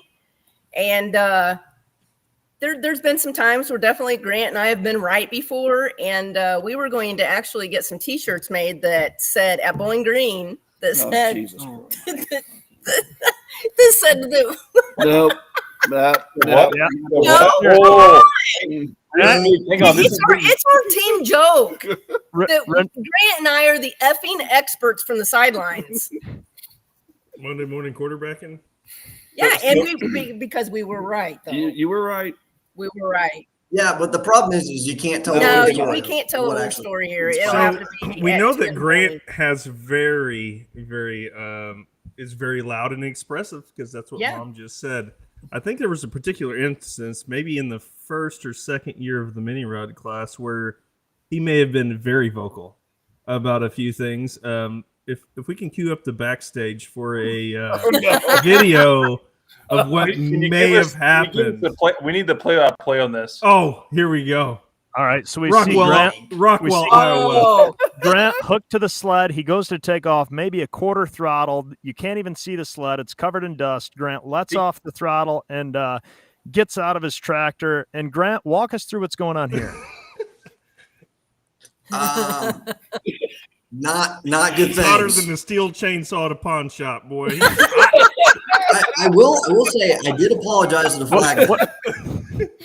I think, and that's a bad deal, and we've all been there, maybe not quite that bad, but in this moment right here with the visor up, I gotta ask, what did you ask him there?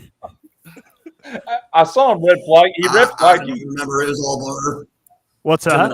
I should have been upset with the people that are building the track, but now why do you say that? Because you see all the dust. Well, if you see all the dust there behind the sled, I think that gives you a pretty good idea of what the issue was.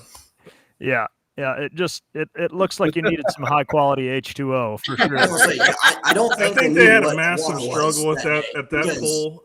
I think the night before it was so wet that none of us could hardly get down the track. So they said, we're not going to put a single ounce of water in the track the entire day, and it's 97 degrees outside, and that's what you get. They opened up the track that morning, and they ran their big-ass sprayer across it, one pass, and then closed it back. I think there was a particular official that made that decision, which we never want to side with him, but terrible decision for a mini rod. You got to put water in the track. Yeah. I'll side with wetter the better. But I've heard that. Maybe too wet sometimes in the mini rod class as well. Family show, Adam. I'd rather pull easy. Why is everything Chase being sexist again? Any sexual comments? Settle down, boys. Settle down. Grant, I gotta ask. It's a bad deal when you pursue a points championship and then you see a hook happen like that. We've all been on the losing end of that. Perhaps not to quite that extent.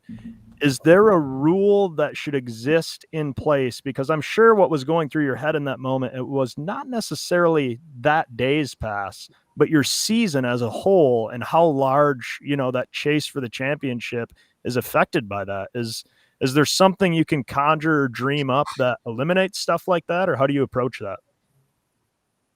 I don't know. That's been discussed before.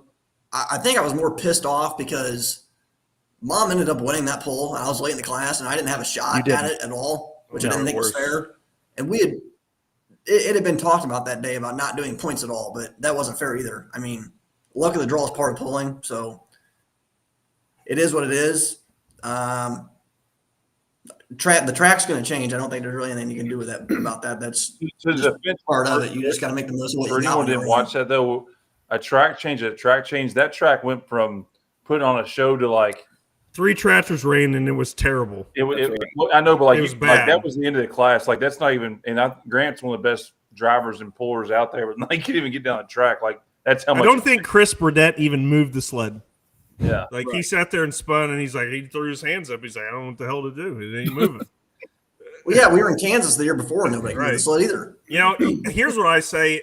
I did it one year, and they ended up canceling the class, not because of me and my decision, but we were at a pool one year and it started raining. I'm like, I'm not going to go down the track. I think you just have to, it's so hard for all the pullers to do it, but you go there trying to make a pass and everything, but somebody's got to say, we're just not going to run, and that'd be the biggest statement that you can make, but nobody's going to do it, sometimes maybe it needs to be done. I will say this about the rule. I don't think that mini rods should ever run in the afternoon. Oh, okay. I can see that. I feel like I saw that proposed on a potential list somewhere at one point, wasn't it? Well, I don't know. My opinion, I may be biased, but I think they're one of the top, I guess, classes that the fans like the most. It's the best class point. And the night sessions are always a bigger deal than what the afternoons are. So it's the best point. I think that the mini rod should always run at night, and the track conditions are 9 times out of 10 better than what they obviously are. Me, Tom, and Adam understand what you're saying that, but we try to do a good job of explaining that to our new fans.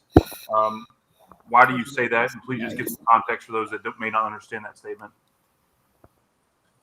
Well, usually the track is a lot worse. I wouldn't say worse. The track can still be good in the afternoon. For example, last year at Toma, I thought that the afternoon track was usually the track at Toma in the afternoon is one of the best tracks that we run on. But usually in the afternoon, the track doesn't hold as much moisture in the afternoon, and it's typically a numbers game. So usually in the afternoon, when you run earlier in the class, you usually have a better chance of being successful. So I don't really think that's fair, especially in a points race. So I guess from a puller standpoint, I would always rather run at night than run in the afternoon. Okay.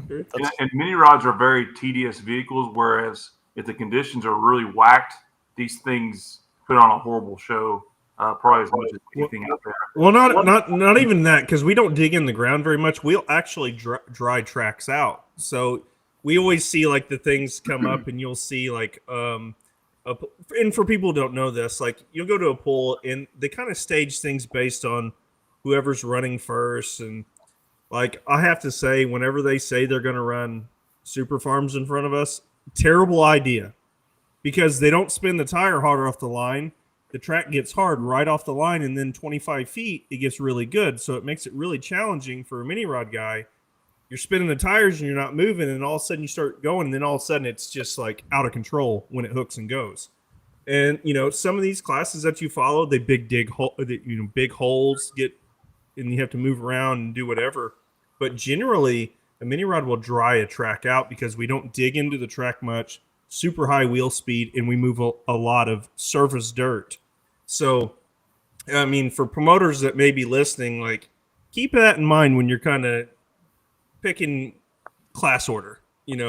Basically, as to what I was asking Grant as well, like obviously the daytime pulling is one thing, but you're in a class that already dries a track out, and you combine the two together. What I think Grant was saying, it's just it's a bad combination. So, like Bowling Green, Ohio is a very good track, like really a very above average, one of the best tracks. There's never been a mini rod class there at the end where just freaking dust isn't flying everywhere in the vehicle. Ask Doug about that in like the late 80s and early 90s. I guarantee you can say it's a phenomenal track by any means, but they've made it to where it can hold in, over time, all the vehicles that run it. It's a phenomenal track. Yeah, we've all heard the announcer. I'm pretty sure it's the pine saw. You hear that about every 30 minutes. Pine saw and wood chips. Yeah. It's the pine saw that holds in the moisture in the dirt for sure. Right, exactly. Yeah, all right. That's well, good. We got to hear how Renee and Doug kind of got into the pulling world, and Grant, obviously we kind of know how you started, but walk us through your first time getting to sit behind the wheel, the anticipation of it, and how that led you to where you're at today. So the first time I drove was at Georgetown, Ohio in 2019. I was going to drive. You weren't driving a mini rod. My dad's truck. Fans. People don't know. Jeez, Chase, come on. He's got. That was a big interruption. People don't know that. Tell them what class you started in, because you're. I'm getting there. I'm sorry. Easy. Here we go. Anyway, I started driving in 2019. Was my first took at Georgetown, Ohio, in Wicked at the time, and then I got backed up to the sled and couldn't get it to go in gear, so grinded all the gears off the reverser, and then also broke the shifter. Or no, I broke the reverser brake at the time, so then I didn't get to run.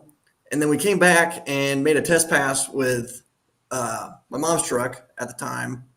And that was the first time I guess I actually went on the track. And then I ran Dad's truck, or I guess Wicked, in 2020 and 21. And then we built Little Wicked, and I drove it in, or first started driving it in 22. And then we've been running it. Little Wicked's the mini rod. So you started your first 2 years, was it 1 or 2 years you ran drive? I drove, well, I guess 2020 I only ran like 4 hooks. 3 or 4 times. And then I ran Grand National in 21, and then we sold the Wicked and then built the mini. How does the mini rod compare to the 2-wheel drive? I would say that I don't know. There's a lot of differences. The mini rod's definitely a lot more fun. The two-wheeler is more forgiving as far as driving. If you screw up, I would say you definitely got to be on your game a lot more driving a mini rod. And then, yeah, I'd say the mini rod's definitely a lot more fun ride. Renee, would you agree with that? Yes, I would. I do think that the two-wheel drive helps you to drive a mini rod better because you really have to feel the two-wheel drive to be able to drive it. And then when you get in a mini rod, you're right in between the middle of the tires, so you can feel it so much more, so you kind of know when to go with it. Okay. But yeah, it's a heck of a ride, and I would not go back to two-wheel drive. I mean, I would get back in a two-wheel drive. Don't get me wrong. I mean, maybe when I'm, 70 or 80 years old, we might bring out the two-wheel drive again. But yeah, the Mini is a heck of a ride, and it's a lot more exciting, a lot more reaction time to it. Yeah, definitely more adrenaline. I think this deserves conversation because you all are you are the best mini rod pullers, but it's only been the last couple of years, which is a compliment to you all. Grant, the decision you had the first mini rod, yeah, you did I think, right? What went into that decision to decide? Say, let's build a mini rod and take us through that trajectory. Well, we had always wanted to get in the mini rod class. And then, I don't know, the S10 Wicked used to be really successful. And then they kind of changed how they were setting the sleds up. And how we had that truck set up just did not work on what they changed. Back in like 2013 through 2015, that truck was really successful. And then they kind of changed how they were setting the sleds up. And we just could never figure it out. So after we ran it in 21, we just decided we were going to park it, and we had always wanted to get in the mini rod class. So we decided we were going to build a mini rod, and that was the class that I always wanted to be in, and Mom had talked about doing it. So we just kind of like the modified deals. We just finally decided to do it. Well, Mason, when are you going to get in on that? On what? When are you going to get in on the mini rod action? Well, if you look behind my dad, I'd say pretty soon. Okay, so we saw your two-wheel drive truck come up for sale, and now this is the third mini rod that you guys are going to have in the stable, huh? Yeah, that's right. Man, I'm wondering if one of these days Doug's going to get a fourth one. No. Y'all should let him drive one time, though. Have you ever driven a mini, Doug? No. Do you think you will? No. Really? No. I keep telling him he needs to make at least a test pass or something. I might drive Chase's mini. Okay. He keeps saying I need to drive his. I'll let you drive anytime, man. How many times does it come up whenever you're evaluating the runs again? Y'all are a superb team that Renee or Grant has said, you've never driven one of these things. Yeah, it's happened. I'm actually the only one that's driven all four of them, a two-wheel drive, a mod, and the Mini. And I would actually say that the Mini is crazier than the mod. Okay, what makes you what is the most frustrating part about pulling a mini rod? Are you answering? Yeah, anybody, all There's of a good you, answer. all of you. Tires? Yeah, that's number one. Oh, it ain't that bad. That's not even. Well, I'm not no saying set of that tires there's is the same. I'm not saying that there's tires that are better or worse than others. I'm saying that The consistency of the tires. yeah, also like you can have a really good set of I don't care what what vintage it is, yeah, or what who it's from year or it is. whatever. All of a sudden, you wreck that set of tires, and it's like done. you go back to another. You're starting from It's like ground a whole- zero. Yeah, you spend so much time building around an idea, and Yep. and it gets working just as you feel like it's going. Then the tires tear up, and you have to start all over again. Yeah. I think it's the inconsistency of them because you'll win one weekend, the next weekend you're 20th. I mean, it's like it's so like you can feel on top of the world, and then in one run you can be completely out of the hunt. I probably I don't think I've ever done this, nor have I probably done it enough on this podcast or any time. But Adam and his dad Larry got me into mini rod pulling, and I'll never forget the advice that at the time I was thinking that like they don't know what they're talking about in my quiet way of saying it. But Larry Kester told me one time that you don't build chassis in mini rods. You build tires, and then you have a chassis that makes the tire work. And I was like, what? And I think like that's like the smartest thing anyone's ever said in my life. So yeah. I'll agree with that. Like you guys talked about your decision-making process earlier amongst the family, and my dad and I butt heads enough. You know, you guys are no strangers that you get into it and feel passionate about it because you're so invested time-wise. And I feel like my dad finally got to the point where he was like the parent watching their toddler eat sand, where he was just like, whatever, you can go ahead and make a bad decision as long as it's not going to kill you. I'm not going to correct you. And yeah, one of my biggest things is like, I will get a set of tires on, and whether I'm messing with pressure, the height of the lugs, and how I prepare that tire, I will basically commit to running that thing, and I will run it until it is absolute trash, because that's the only set of tires I have figured out. And I want that to be a consistent variable. And there's times I feel like it helps me, and there's times I feel like it absolutely kills me.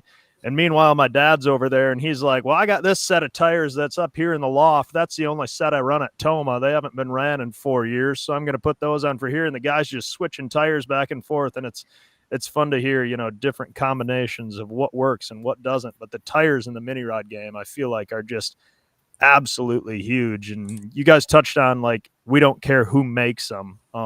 Obviously, being in the two-wheel drive class, you guys saw the drama of different tire manufacturers.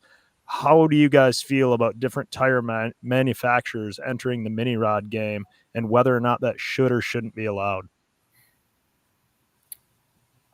My personal feeling is that if we need to have choices as to what you're using. I mean, it in my opinion, it's no different than superchargers or, you know, a transmission or, you know, whatever it is, chassis builder. Yep. If there are different tire manufacturers, they're going to try to do their best to make the best tire.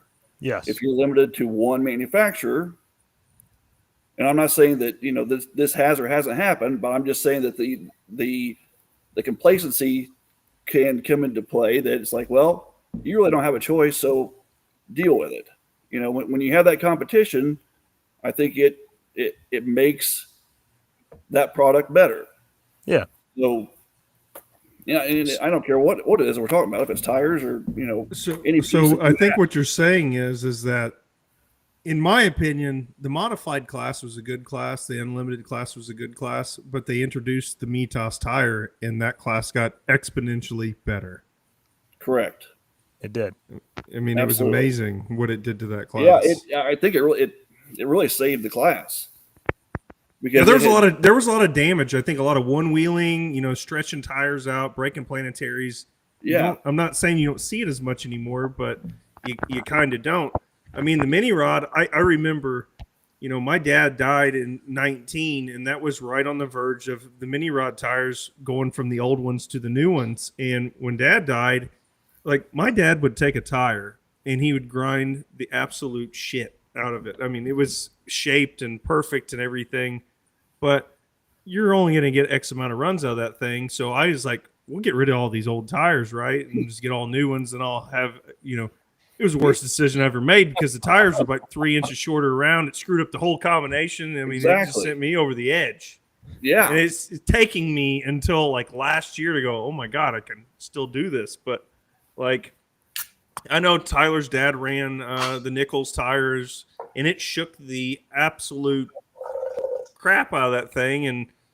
But you know, it's going to take time for people to do that. If somebody wants to build a tire, I tried to get Mitas to build a mini rod tire because I think just having an option would be fun, right? But you look at it from the other side, and it's like, oh, well, it's more money. You got 3 vehicles, and I would trade the 3 vehicles for having 3 choices of tires. Yeah, it's hard to argue with your answer that, you know, variety breeds a good product at the end of the day by just having options, for sure. Yeah. Grant, what are your thoughts on that? Parallel with that, or do you got a hot opinion that contradicts this? No, I agree. I don't think there should be a monopoly on telling us what brand or what we have to run. I mean, I also don't get the approval process of the tire. I think as far as what they've done with the Nichols tire is getting it approved. I mean, if you come out with a new blower and you go run it, it's not like I got to send it to the tech not at office all. to get it to be able to run Not it. at all. And when we had the Mitas tire introduced, it's not like it was a complete debacle. I mean, they came out and ran it with a super stock class, and it wasn't that great. And then I think Stramich were running it first, and then it came out a couple years later, and now it's what you got to have in the big tire classes. Right. So, well, you guys went through it. Doug, you went through it. Renee, the whole families went through it in the 2-wheel drive class. What did it do for 2-wheel drive pulling when that tire came around? Express, please. How careful are you guys being to not offend anyone? Oh, well, we don't really have to defend anyone now because we're not going to back Everybody's doing the same thing. I mean, everybody had to play by the rules. Well, I guess, yes, you could go back and say, well, why don't we just leave it the same because it was working? Well, I'm not sure that's how competition should work. It's all about ingenuity and trying new things and trying to develop something better. If we eliminate that, I'm not sure what the appeal is anymore. Yeah, I mean, that's kind of the roots of polling in general is the ingenuity of it. Yeah. So okay, like it changed. It was a game changer in the 2-wheel drive class. I hate it in the mini rod class where they tell you got to run a 17-inch wide lug. Like in all of pulling, where has there been a cleat restriction or the amount of lugs you have on a tire? Yeah. Why is it even talked about? That was the point of tractor pulling. It's all because different I think idea. The 2-wheel drive class, the 2-wheel drive tire was such a game changer that then they started going, okay, we got to start making limits on the mini rod tire. So you guys probably tried the extra lug mini rod tires. What would you say, Adam? You guys tried at first when Nichols did the extra. What did he do? Add a couple lugs to the tire or something like that? Really? in 2-wheel drive, well, the tire was bigger than what? But before there was even the Nichols tire introduced, Bob Nichols took the tire and didn't he add some lugs to it? Yes, we did that on a mini rod tire. Oh, okay. Initially, ran that a few times and figured out that was not going to work because it changed too many other things because that tire had to be completely shaved off, and then new lugs put in it, and it lost all its strength at that point. Right. And then yes, we've been down, and I'll say this one thing is that Bob Nichols has been awesome to us. Right. He has helped us from day one, with the mini rods as well as with the 2-wheel drive tires and our big tires. And I support what he's doing. I support him trying to be an innovator. Also, I'm really good friends with Chad. Yeah, and I appreciate what he's done over the years. He's helped our sport tremendously by providing good products for people to be able to go out and run. Because without those guys, we wouldn't have in demand too. Yeah, he's Chad Mayhill's being a major sponsor for the mini rod class for 2025, and definitely appreciate that. It takes everybody really. Yeah, for sure. Yes. But bringing up tried different things, as people have ideas and try to innovate and try to make things better. And, that's my concern is with eliminating options is, if all we're doing is limited to this tire, it's like restrictor plate racing, in my opinion. It's just like, it's cookie cutter. Why? What's your point of getting better or trying to get better? I get that. Right. I totally get that. So there's another side of the fact of it is like everybody's hoarding all these old tires, right? And holy grail. It's like, okay, let's go run at Farley, and everybody has to run the brand new Mayhill. Exactly. You can't bring your Pioneers or whatever you got and run those. Like, and let's I play some stuff down. The rule, that they came out with was that it had to be, this tire. Well, then because there wasn't enough availability of a different brand of tire. Well, you don't go around and find a Pioneer tire just laying under every tree, So I found one set. I put them on when it mattered. You know what I mean? Right. Yeah. So why is that something that's allowed to be when our rationale is that there's no availability? That's what I'm saying. That's where the road splits. You either run everybody runs the same tire, or you got to let it open up a little bit. Exactly. I found 2 or 3 sets because CJ, my cousin, quit pulling, and he had a stash over there, and I'm ready to put them on my tractor. What Training bold- wheels, as Jeff Hurt says, right? bold prediction out of the top 5 Saturday at Farley? How many of those top 5 do you guys think will be running tires manufactured in the last 10 years? My argument on that deal is look at NASCAR drag racing. Are these guys pulling tires out of a 12-year-old No, they're tires not. out and Well, running? just- Hell no. What do you think, But Adam? yes, there will be 10-plus-year-old tires that will be ran at that pool. Yeah. I would say it could either be all the top 5 could have Pioneers, or it could be none of them. Because if you can set your tractor up, I don't think that the Pioneer tire is necessarily 10 times better than what the new I would Mini agree. is. I think it's more.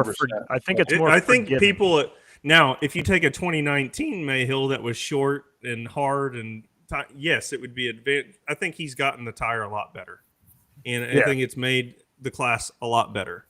Well, guys, breaking news, not to interrupt. RJ, for the first time ever, said that he has something for sale and on sale. Typically, he says for sale, not on sale. Can you believe that?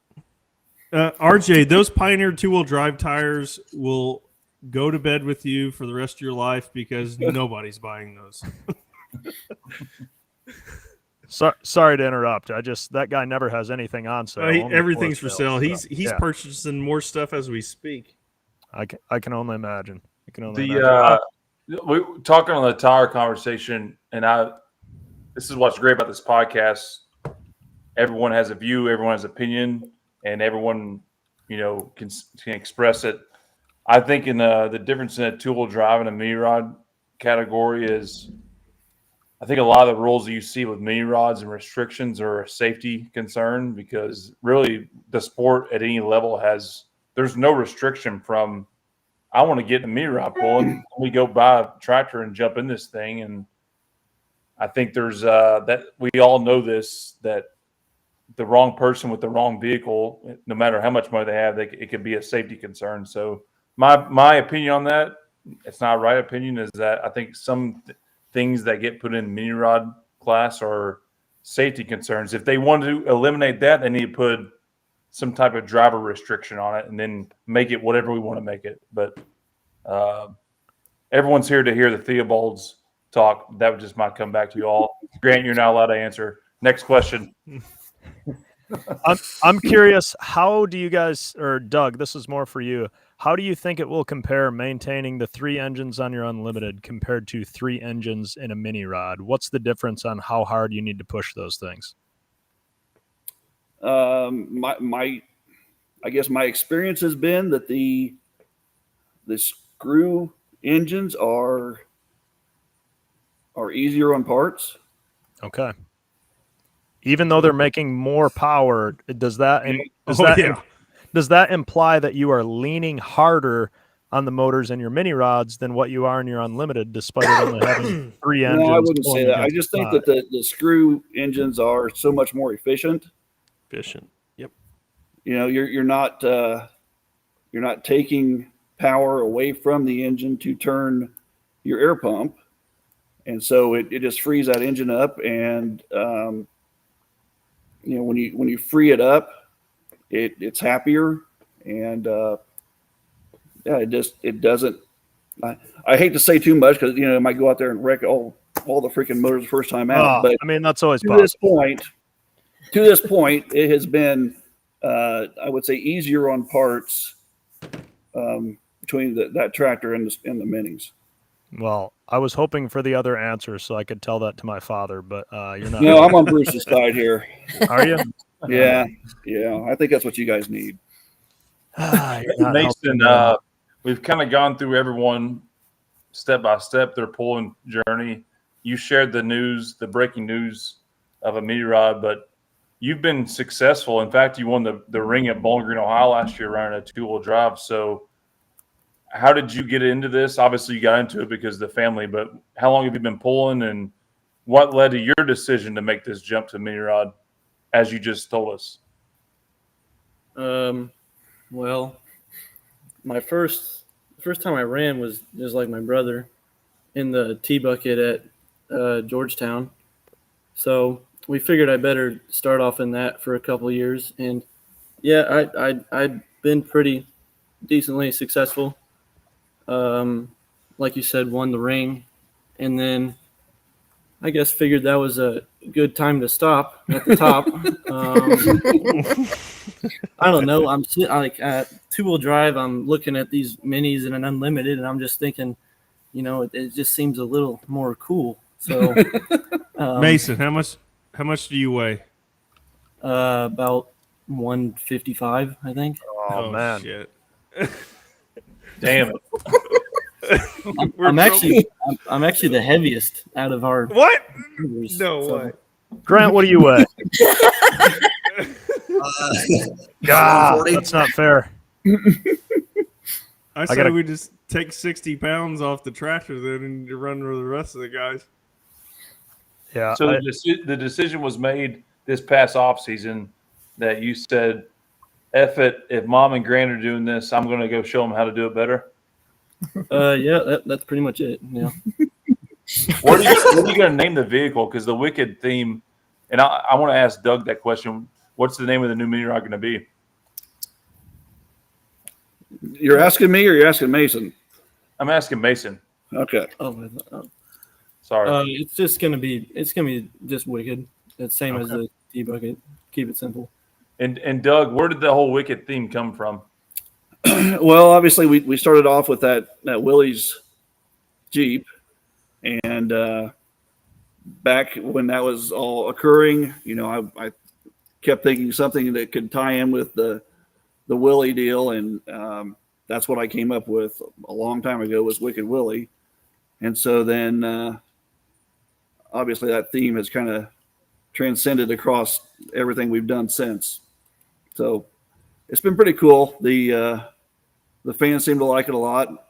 We are fortunate to sell a fair amount of merchandise, and yeah, I think it's cool to have a team theme and something that people recognize us by.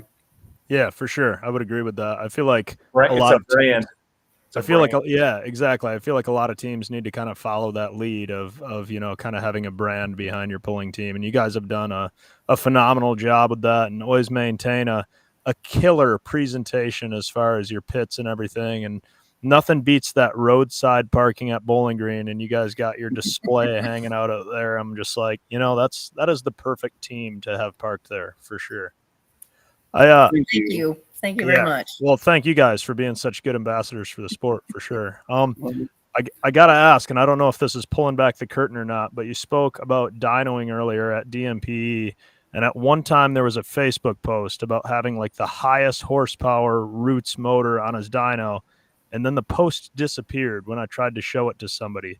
Did you guys take it down, or did Darren say, take that shit off there? I don't want pro mod guys blowing me up saying, why doesn't my shit make that much power? Yeah, there was, I think, a mutual understanding that's what needed to happen there. Okay. And that record, well, maybe I guess the assumed. Oh record, no, Dad, go ahead, finish up. Yeah. The supposed record held until not too long ago. They beat it by just a little bit, but they had multiple attempts to get past it. So I love it. I guess we'll have to make another trip. Yeah, you got to. I've dynoed at Darren's many times myself, and he's a cool dude, and he's genuinely fun to work with, and he's just passionate in the sport for sure.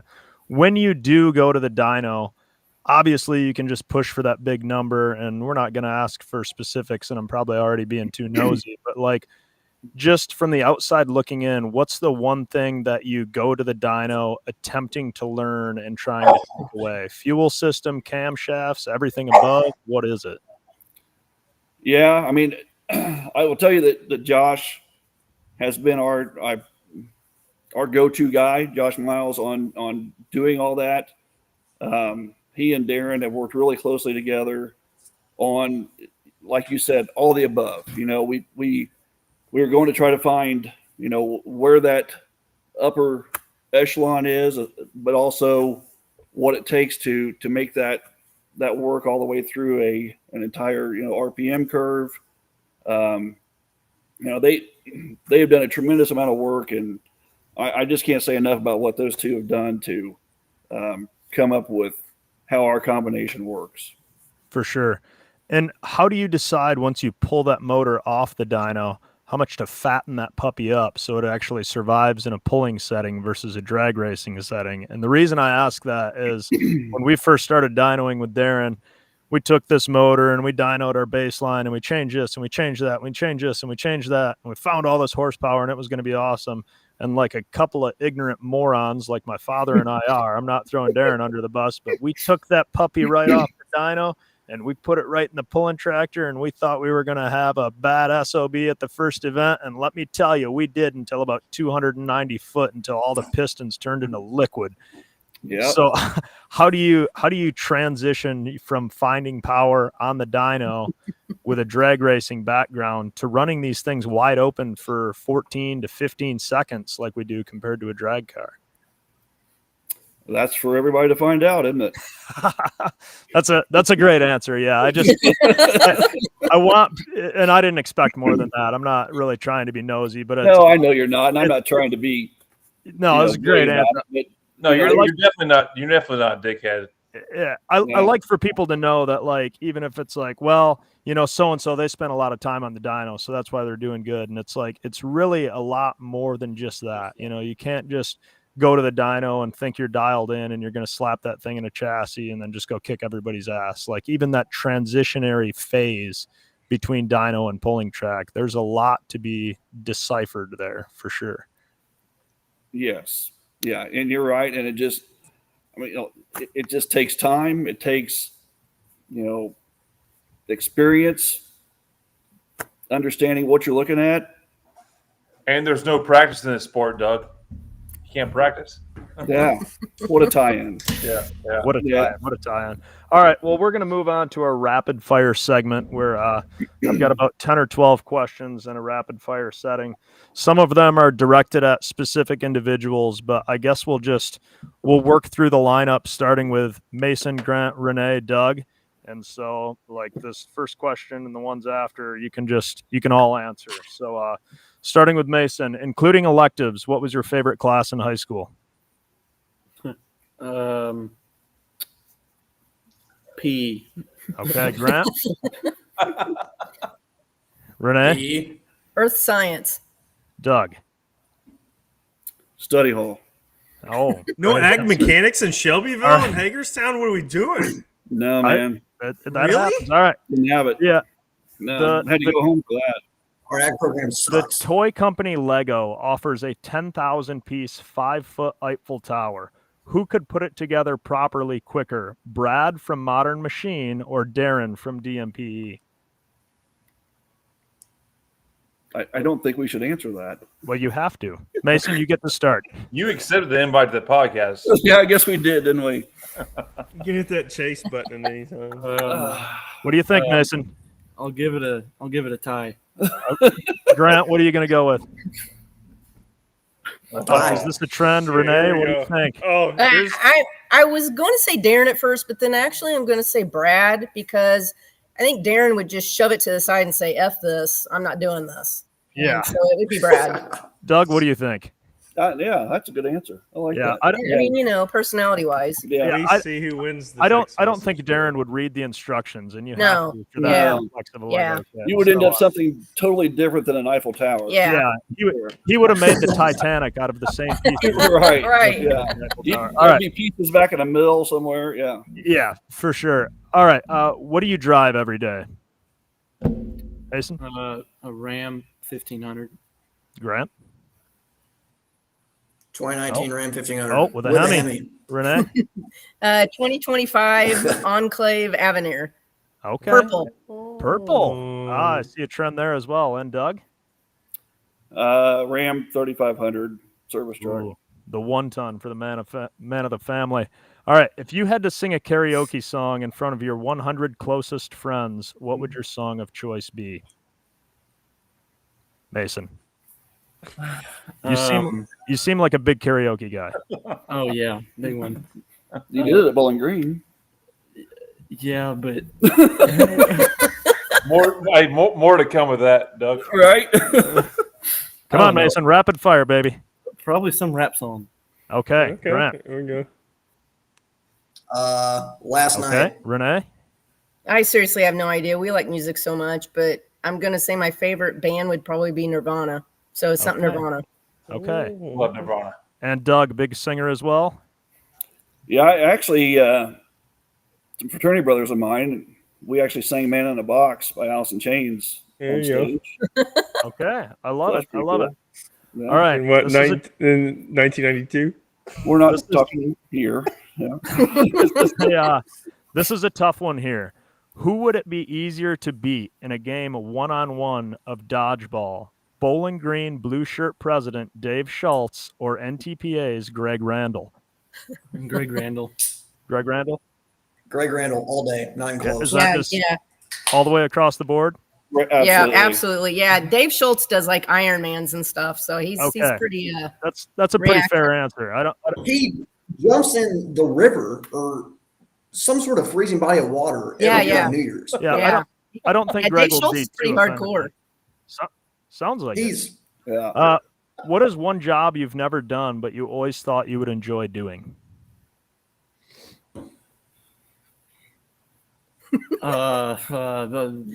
Real easy, Mason. Just throw it out there. Playing in the NBA. Okay. Grant?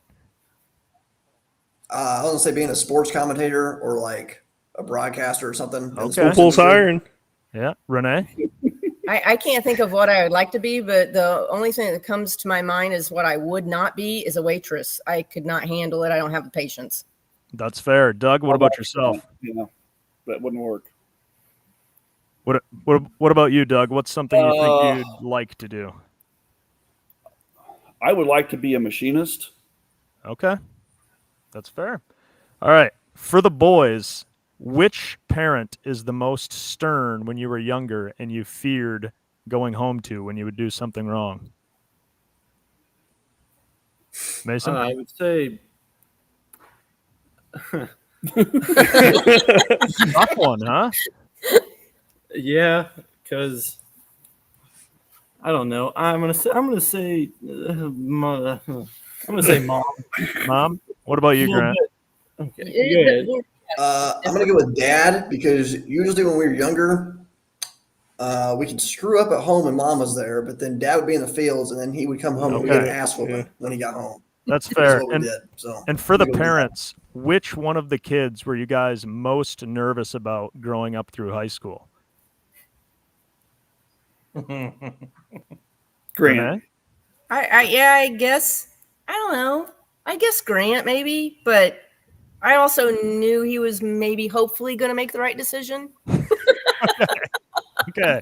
I think my opinion is it was Grant because it was the first one that obviously we had to go through high school. Yeah, so I guess you're kind of always like more in tune with the first one, and then the second one you're they don't care what you do. the second one you're like, go whatever. That's what Mason live life, bro.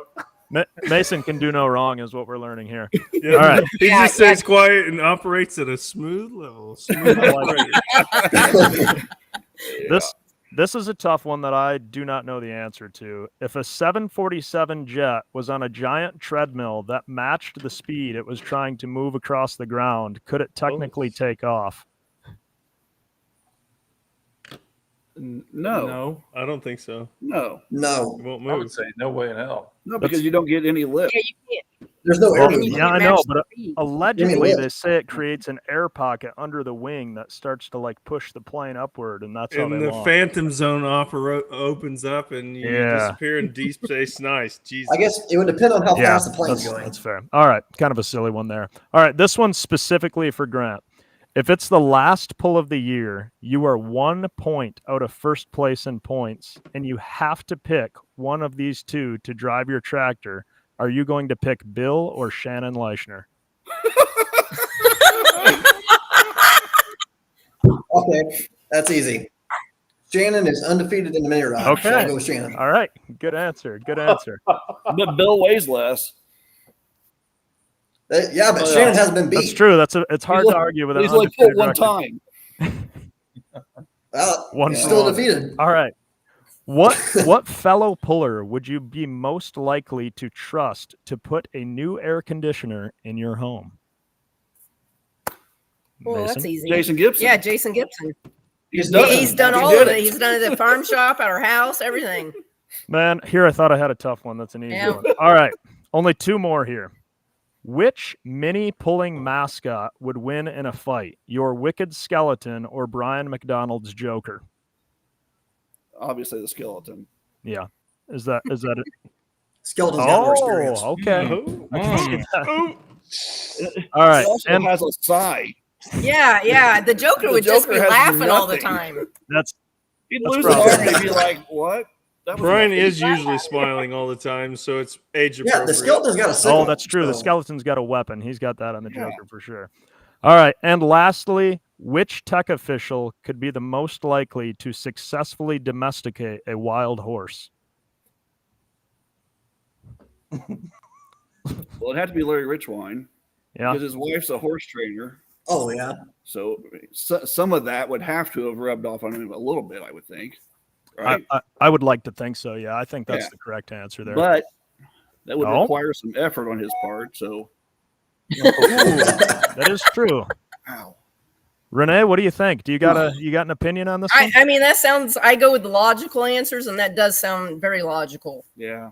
Okay. Yeah, I'll go with Larry. Yeah. Sure. All right. He'd call in somebody to help him do it, but yeah, he'd figure it out, even if he didn't know how. I'd like to imagine so. Grant, would you agree with that?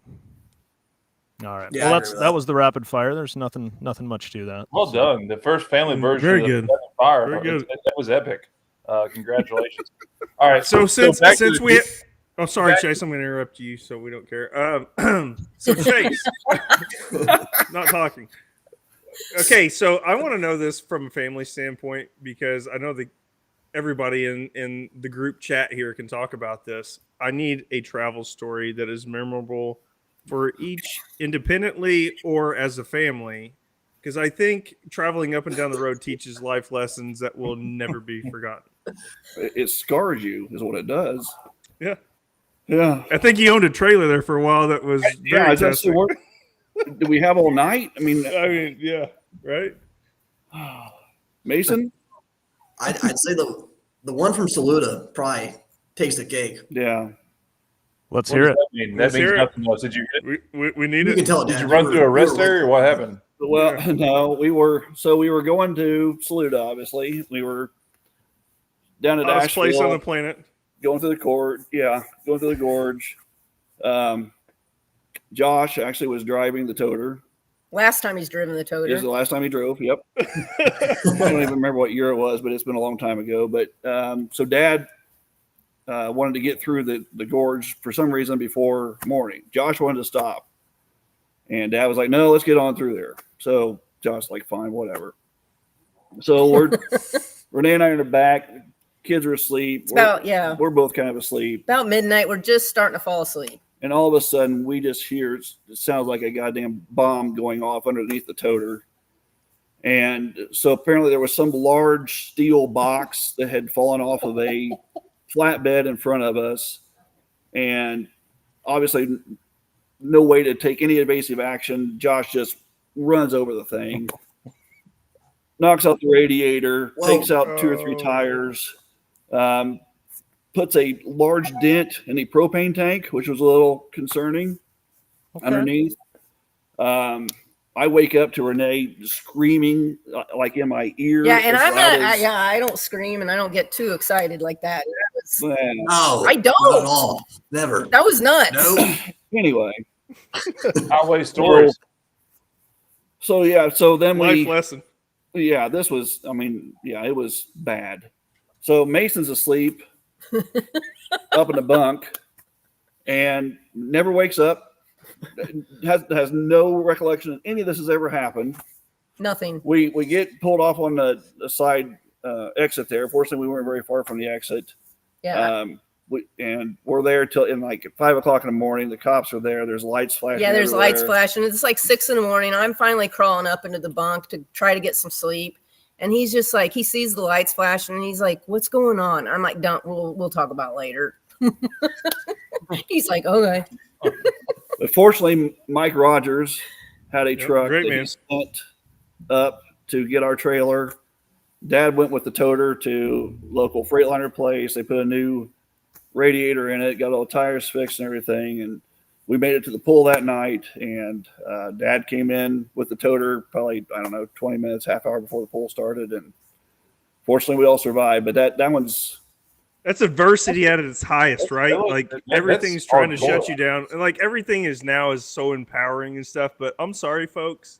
You can say that your high school coach cut you and you're getting ready, you wanted to play on varsity. I don't care. You've never been going down the highway endangering 8 people in your family and literally dodging and still making it to an event with every, option that you guys got and working together and people, that's adversity at its highest. Exactly. And that's amazing that you guys got there. I remember we all rode in the trailer when the semi came and got us. We all stayed in the living room quarters the whole way down the road and watched Harry Potter. You gotta do what you gotta do, man. I remember that vividly. No, but I'm saying, dude, as you grow Yeah. up, that's why I asked those questions because Yeah, I mean, when I was that's growing like up, I had 3/4 into 15 the season, and you're like, gosh dang it, if I'm going to miss a hook now. Right. Yeah. Grant, Well, no not wonder even you're a that, good mini just- rock puller. You watch Harry Potter.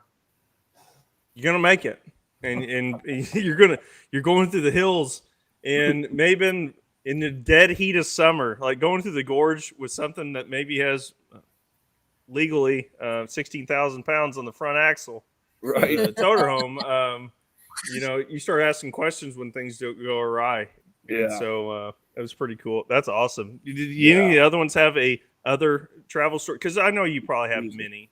That was a adversity. Oh, we for had sure. one where we were coming back from, was it Missouri or Iowa? It was like 100 degrees out. We blew a tire. Well, yeah. On that trailer? Adam remembers that trailer. Yeah, we're blowing a lot of tires. So we blow a tire, and we get out to go back to start changing the tire. We open the damn door on the trailer, and there's smoke rolling out of in there. So we had a lift door on that. Oh no! And the solenoid and the motor for that hydraulic system all burst into flames. Oh, and Josh jumps over the truck, goes back there with a shirt, and starts knocking down the flames, and we get that fire put out. But fortunately, we just happened to stop. We blew the tire, or else we Right. wouldn't have known the damn fire had started because Yeah. they weren't related.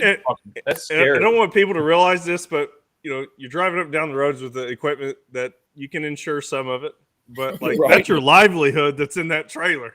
Yeah. Things happen for a reason, and it's like, oh shit!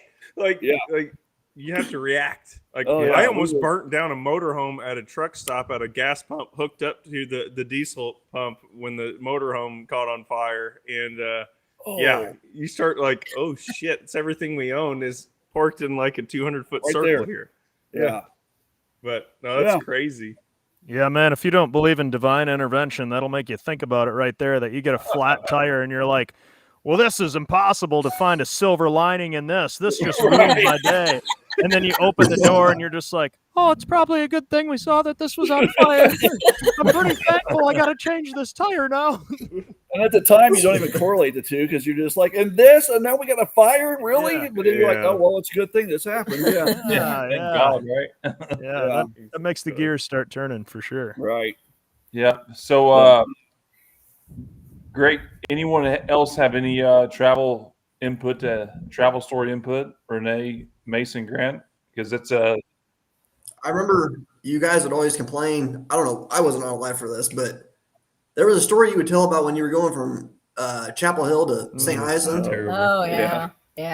That was a rough one. It Yeah. was rough. I don't know if it. But it didn't matter because the sleds were with us, so they weren't going anywhere. We had to. Yeah. We couldn't have the pool without the sleds, and It's they were. just the with fact us. that it's like 27 hours, Yeah. and Yeah. there was Well, no shorter way than that. Because we would pull on Saturday night at Chapel Hill, and then we had to pull on Monday night at St. And Hyacinth.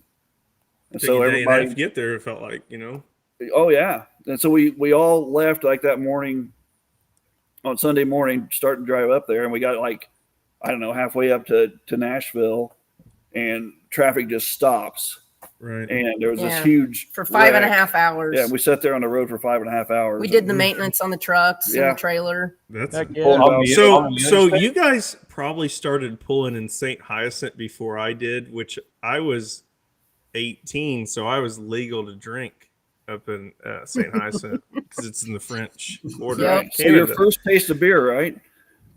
No. Did you guys experience anything at that pool as a younger person? Because you guys probably went there earlier than I did. We experienced people just walking into our living quarters. Yeah. Like they owned the place. Yeah.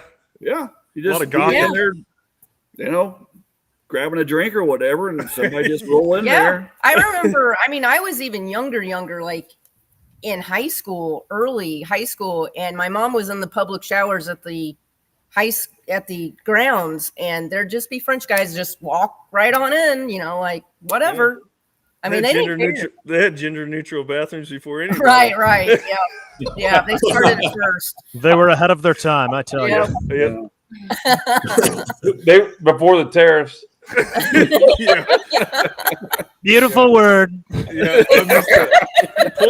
I tell you what, I got lucky enough to, that crowd was amazing. The track was, it's pretty good. It was awesome. You did good, right? I thought it was good. Yeah, it had some good energy. Oh, it was great. Few rocks, but the crowd was energetic, and that champagne was amazing. Like, it tasted so good compared to the garbage we have to drink over here. But my dad got a truck stolen up there, so I'm kind of biased on how I feel about that place. But we got to drink there when we were younger. 18 years old. In Canada, it's legal to drink. We went out to a few bars. Probably would never be found again if we truly added a few of those stories up. But the French Quarter of Canada, we didn't realize that used to be a Grand National pool, and you have a DUI, you can't cross into there because it's a felony. And some of our fellow competitors found that out the hard way. Yeah. I did a lot of things for the first time in St. Hyacinth, Canada at a young age, but we won't get into that. Chase, let's keep this a family show. We got a family on. Come on now. That place molded me as a man, and I remember one time Randy Petro made that same swing from Chapel Hill, Tennessee to St. Hyacinth, Canada. Because one man driving 21 straight hours, the pull ended. He drove and he got there and he had a beer 21 hours later. So that's a memory that sticks in my brain. So well, maybe one day we can do a St. Hyacinth underground untold stories no practice podcast, because that was one of them. That was a wild card, boy. That was a serious wild card.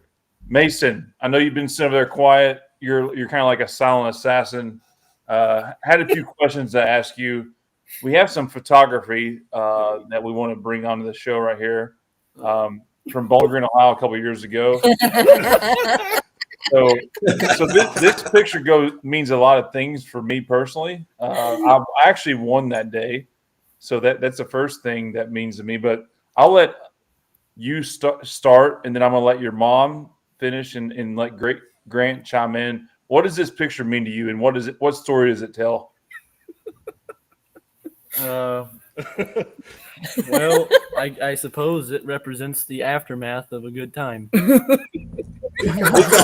Please indulge. And photo credit to this must be Afternoon Hook, huh? Yeah. Photo credit to Bowling Green, Ohio Facebook page, because when they posted this, I have a group chat with Doug and Renee, and I don't know who sent it or whatnot, but what would you say to this picture? Because there's a lot that goes into this. So you're saying it represents a good time at Bowling Green. Please elaborate for our fans. Look at the vicious look in your face and the drinking that water. Yeah, hydration was key, right? Yeah. Most definitely. It wasn't hot in August there, I can tell you that. I think that's the only time he's had a bottle of water in line in the truck ever. Yeah. Okay. So Mason, at least it was a bottle of water. Not Hey, look behind those two fingers. We can only speak from. There's a guy back there named Billy Beers. Just hiding in the back. Nothing's good ever. All right, we're gonna go around the table. Mason, this is your chance. What does this photo mean to you? and then we're going to go to Grant next, and then Mom will finish it out. What does this photo mean to you, other than a good night in Bowling Green? I mean, that pretty much does it. I don't know. A misery, I guess. Okay, Grant, you're a part of all this. You're Big brother. I'm going to give you credit on the air because you're a smart guy. You pay attention to everything. You help your brother with that two-wheel drive, and you're a big part of him winning the ring this year. You didn't win the ring that year because he was obviously drinking the water and very hungover. But a year later, you helped win the ring. What would you say goes into this picture right here if you had a Me and him were both in absolute shambles that afternoon. I was not even up to the track at this point. That's why he didn't win that day. That's right. Yeah, I screwed him over pretty bad. I don't think me and him, it was not good. I don't think I made it up to the track until like 5 or 8 trucks before he ran. Okay. And then immediately So Renee, tell all the fans watching why this is relevant for me to say that I really enjoyed this photo, and give the mom version of what we're looking at here. Oh God. They had an awesome time, Mason especially, in the first time in the Bowling Green campground. So he got to experience that. They didn't come home until it wasn't the first time. It wasn't the first time that you knew about. Well, it was your first hardcore time in the campground. He had a little. I don't think we know anything. I don't even think they don't know what's going on. So Renee, from the mom version, what are we looking at here? I know he had a lot of apple pie from Matt Wilson. And I know that someone else, Matt and Kayla and Andy Corporal's wife. We're throwing shots out here, people here. Yeah. They put him to bed actually in the toter. They got the mattress down and they put him to bed, and we've been drinking too. Doug and I had been drinking. They came to us. We're like, Mason's not too good. We got him down. He's in there. We went and checked on him, made sure he had a trash can next to him. His all tummy that good hurts. stuff. So anyway, within literally 2 minutes after this photo was taken, I text Grant and I say, you better get your ass up here to the track right freaking now. I probably said, or you're not pulling tomorrow. Like, I mean, it was like go time. It was like, where the hell are you? Well, I didn't pull and that day, he was bad. Grant went right back to the toter and was dry heaving, I think, until 5:30 in the afternoon. Hey, but you know what I did do that day? I loaded the truck in the trailer. Okay, well, hang on a second, though. Good job, man. Way to go. Thanks. This is a family sport, okay? I love the Theobald family dearly, and Mason, who you can see is not a very, I don't want to come outgoing. He didn't say a lot of words, but he had stopped by my trailer that night in a golf cart, undisclosed golf cart I've never seen in my life, and he walks up in our pit and says, "Where the F is Chase?" I'm like, "What?" And like he's walking around like, "Where the F is Chase?" And if anyone can dispute this story, please tell you. But where the F is Chase? And at Bowling Green, we have probably 30 people up there, and everyone's like, "Hey, there's some fucking young guy here to kick your ass. He's looking for you." And I walk out of the weeds. I'm like, "Hey man, what's up?" He said, "I'm gonna fuck you up tomorrow." And I said, "Where's your mom and dad, Mason?" And he said, No, F them. I'm here to take you down, blah, blah, blah. Anyway, I obviously threw gas on it. Mason's one of the nicest human beings I've ever met in my life. He's a great driver and everything. But ironically, like the conversation, there was more to happen, but it ended there. And the next day, the first time I saw Mason was whenever I was walking through there and someone pulled a camera up and said, "Hey, get this picture real quick." So, we had to throw this up here, and Mason, don't hate me forever, but it's No Practice Podcast. I gained more respect for you there that night than I did this year. You win the ring, so that was a rough. You made it to the track, and Grant was not there. So I hope you're not mad at me, but it's a behind the scenes look, and your mom and dad were not. I never told you, but I just told you now. He was very respectful the next day. He apologized, Renee and Doug. So, Renee, did you have a time where the boys were young enough that you took him to Bowling Green, and then, all right, you're staying home for a few years, and you're allowed back now?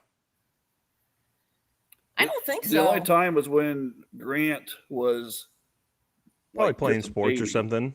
I mean, yeah. Oh, he really, made- baby? Like Yeah, a baby. probably till he was like maybe 3 or 4 years old. Really? Okay. Yeah, That's awesome Yeah. because I Mason- think that And that was just Bowling Green. I mean, they were there everywhere. I mean, Grant was there 9 months old at Louisville for the first time. I mean, I met my or wife 6 at Bowling Green. months. I'm an advocate for going to Bowling Green and taking your kids. Yeah. I never got to go, so I kind of wanted them to go. And plus, they're boys, so I think it's a little different than girls. I get that from my dad and mom. But They're in good hands. Big And pull, good hands. Yeah. I want to. I started our segment with saying like I know this family well. I'm going to heckle them more and probably more than That was most a good one, Chase. people. They were these kids are the most respectable, nice kids, and a lot of times in our society when you don't feel good about young generation, just come hang out with these two guys and you'll see that there's still optimism out there. So Mason, you owe me one, but I want to revisit that conversation about you fucking me up one day. I got to defend Mason here because I too at Bowling Green, I don't know if it was just something in the water or if there was maybe a bit of a flu bug going on, but Mason, I felt pretty terrible Sunday morning coming home too. So I'm not so sure there wasn't just something in the air there. So I'm right there with sounds you. right. Yeah. Seems like there's something goes around every year there. Yeah, I think you're right, Doug. I think you're onto something. I got Maybe some that's Snapchat videos saying that Tyler Slaw is still undefeated when paired up against somebody who thinks they can take him down. Yeah, I don't know what you're talking about, Adam. But I've got your back, Mason. There was a flu bug in the air for sure. Yeah, okay, for sure. Oh yeah. You just didn't eat enough of the brick Monday. oven pizza. You didn't get enough of the fire in the hole. Yeah. Fire in the hole. All right. Well, I got a question that I always ask everybody that comes on here, and we can get this from all four of you. If it is Saturday night at Bowling Green, your last hook in the class, it's always sweet to take home the victory, but it is always a little bit sweeter when you get to take it from that special someone. So starting with you, Mason, who do you want to bump out of that first place spot and take the win from for it to mean that much more? Probably it can Grant. be in the Grant. Probably Grant. I love that. That is a killer answer. His brother Grant. But then you're first and second, so that's cool, right? Yeah, That's Well, true. first and That's second, a good though, thing. so- Grant, this Yeah. goes to you. That's a tough one to Thinking. follow. I would say mom, but Sticking with the trend. There was a Yeah, but I don't there. know. You have somebody in mind. that's tough. I don't know. Not thinking too hard. The first person I that would comes to agree. mind is Ken Vinny. I think that's how I'd answer that question. And that doesn't mean you dislike him. That just means it's that much better to beat that guy because he's just so proficient at kicking ass. Renee, how about yourself? And it seems like he always Ken kicks Vinny in everybody's ass Ohio Bowling Green. is definitely a dangerous animal. Yeah. For sure. Everywhere in Ohio, that guy is That's right. phenomenal. I don't know. I've got three in my head, but Say all three of them. I'm gonna say Barry Boer if he's there.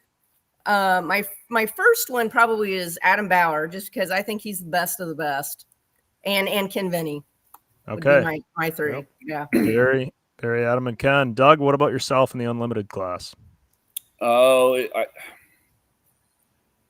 I think it has to be Joe Eder. Yeah. That's fair. For 2 reasons. Obviously, he's extraordinarily good, and he has been responsible for keeping me in second place every time I've gotten second place in unlimited class. So I think it would be fitting if I could beat him on the last hook there. Well, I think you're going to listen to Mason and drop a fourth one on for this year, and you're finally going to do it. I have faith in you. It's not going to happen this year. I don't.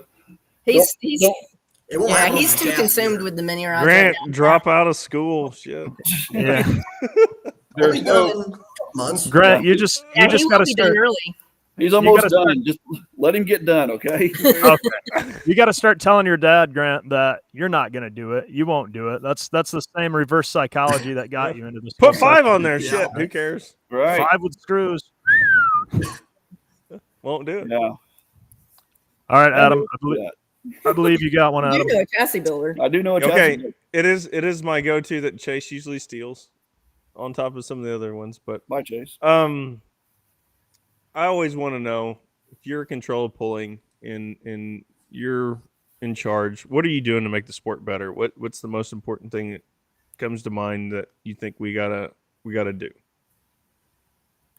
I have 3 things. Oh, I'll start. Sure. 1, we need a finish line because there is no motorsport does not have a finish line. Sport. Any of them? All of them? Right. Yeah. So Yeah. we need a specified mark that we are trying to exceed. Yeah, there could be somebody that goes like the farthest out of the whole entire class, and nobody really knows. Nobody knows. I mean, we're polar. We've been doing it forever. Nobody fucking knows. That brings me to my second point. We need a final because we need to have it so that people know that somebody in the last 3 vehicles that run or last 5 vehicles, whatever number it is we decide it needs to be, that's who won. That's when the celebration occurs. That's when the interview occurs. That's when, the TV camera's in your face. That's the only way to keep people engaged is to wait for that, last bit. And however we qualify for it, I mean, that's up for debate, but somehow we have to have a way that somebody in the last few vehicles wins the class. So perhaps like a top 3 pass or top 3 comeback. A final. He said a final. So however you break that up, he's seen them all. I mean, and final. And obviously that comes back to the pull off and full pulls and all that kind of stuff, which I think is great. That's what pulling was known for. But we need to be able to focus on who won and that they didn't run 21st in a 47 vehicle class. Right. The excitement hit its peak at halfway through the class, and exactly. Yeah. And then the last thing we need is fire. I mean, we need shit that blows up. We need seriously. Hey, you've been pushing for a nitro tool. Right. I mean, and not to dish you, Chase, but I will a little bit. You were talking about the tire thing being because of safety. Well, safety is a bit of a problem for our sport because there's not enough shit that blows up or wrecks or, has excitement. Because that's, somebody goes to a NASCAR race, they come home and you say, well, how was the race? It was all right, but nobody wrecked, so it wasn't that exciting. I'm out here doing my part. They must not have insurance in Indiana. Do they have insurance in Indiana? Do we have insurance? Yeah. Farm Bureau? Oh, we've got a great insurance guy. I'll hook you up with him, actually. He's freaking awesome. But I'm serious, though. No, it's a valid point. I mean, if they show highlights of a top fuel race, they show the final pass and they show the funny car that blew the damn body off, right? Yeah. You did That's on what right. creates excitement. That's what gets people engaged. Nobody wants to talk about it that way, but that's how it works. So that's what we got to have. And I don't know. I don't know what the best way is to get there, but I know that's pay a bunch of money. People part. You pay a bunch of money. You're not wrong. You're gonna get people blowing some stuff up. Okay. I'll tell you what we need. We need mandatory full height hitches in the mini rod class. With screw blowers. With screw blowers. When Adam Bauer and I talked at Bowling Green and we were trying to come up with our screw blown mini rod class, that was one of the rules was mandatory full hitch. Height. I love so it. As right before you start up, similar to like at Fort, before you pull out onto the track, they measure your hitch right there. That puppy's got to be all the way up. You can't mess with air pressure. Tell me that would not produce fantastic wreck footage. Oh, yeah. Oh, it would. There probably wouldn't be 50 of us left by Bowling Green either. You'd only have like this podcast would be gone because a couple of us would be dead, probably. We'd figure it out. Right. We would. Yeah. Well, you would. I'm all down for freaking Yeah, let's go. No, Fucking but Great that's ideas. what leads to the other part is that there needs to be a separation, and I'm not saying that it's because there can't be vehicles that step up and run in a Grand National event, but there needs to be something that designates why these vehicles are Grand National vehicles and why these vehicles are not. Because Average fan in the stand don't know the difference in the they class. don't. Right. And that's why when Grant mentioned it earlier, I said for years we need to have nitro two-wheelers. Well, get some two-wheelers that blow some flames and see if that puts people back in the seats. Would you build one, Doug, if they made it legal? Yeah, I got one right here. I say I don't even know if it's possible, but you take some draw. Let's say you just take some drawbar away from them, and then hook them to the mini rod sled. A nitro 2-wheel drive. You know what I'm saying? But get rid of drawbar. Right. Drastically. Dude, they don't make them a little bit more exciting. A nitro 2-wheel drive would be safe. I think that's actually a great idea. Yeah. I mean, yeah, all you can have is a little bit of flame. I mean, I've said it for years, but how long is the track, flames. Chase? About 120 feet. Yeah, there it is, Adam. How long's the track? if you We gotta know. It I'm was the first thing he said, Tyler. Shit, he ain't wrong. I know. We got to know a distance. I'm all in favor of people not getting killed, and I think you could be safe in a nitro 2-wheel drive. yeah, you got to set a percentage that it's not like over the edge. It would go 40,000 viral just to see who signs up for it. Hell yeah, That's a very interesting. You could have paid to play. that's right. And you would quickly go from 50. You would go from 60 2-wheel drives to about 5 or 6 really quick. Exactly. I love it. You can't tell me that people wouldn't sit in the stands to watch two-wheel drives blow flames and cackle down the track, right? I would make people sure pay to I watch was them in sit the there stand. and idle with no drive shafts in them and spit flames out the pipes. That's right. If you have a nitro 2-wheel drive, like that would be the coolest. They would go from the worst class and pull into the coolest class overnight. No, it wouldn't because you put nitro in mini rods. Nitro minis. Nobody needs to die. Oh, we're back to that again. We've already got that going for us. Nobody needs to die. Hey, if they're willing to strap in a seat, Coming that's in not late your from problem. Bowling Trying to Green. say that. Yeah, Coming in late from drinking all night at Bowling Green will get you the equal death sentence for mom. Okay, so I think nitro, Doug, that is what that like we've asked 39 guests or 38, whatever it is.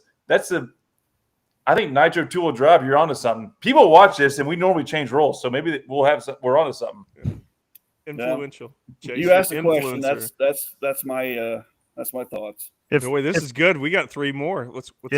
If what we got? Chase was able to get my tractor outlawed, he can probably make this happen. Exactly. Yep, you got it. All right, the next Renee, Mason, Grant, Adam left. Anything you could change at pulling, what would it be? Doug came in hot with some viral. Yeah, we've we've talked about the nitro 2-wheel drive, so I think we're all in agreement on that. We've talked about that for a while. I think that we definitely need a trophy, like they have the Wally in NHRA. We need there are some events. I don't know how many events I have won, and there is literally no trophy. You don't have a trophy to show in pictures on social media to promote the pull or the organization. I think that it needs to be mandatory for the organization to charge the promoter to have the trophy for the winner's circle, then therefore to also promote their winner's circle sponsors and their sponsors in general. I mean, you're hoisting that trophy up with that sponsor on the bottom in TV, in pictures. I think that's huge, and I think we're also missing that. I think we need to have a finality. I mean, you won. There's just pictures where you're like just standing there, you're like, yeah, I just won. Yeah. Yeah. I will agree with that. And the weird thing to me is I feel like back in the day, they did a better job with that. And actually a prime example is I've got this one. Oh man, I'm gonna knock everything over here. So my grandpa, I try to add something to my studio and sneak it in every week. So my grandfather gave me this. This is from back when my parents were actually married. Interesting concept. And my mother's father, Yeah. My mom's dad drove his old antique tractor. And so we're talking an antique tractor pull that was probably 30 minutes from here in 1991.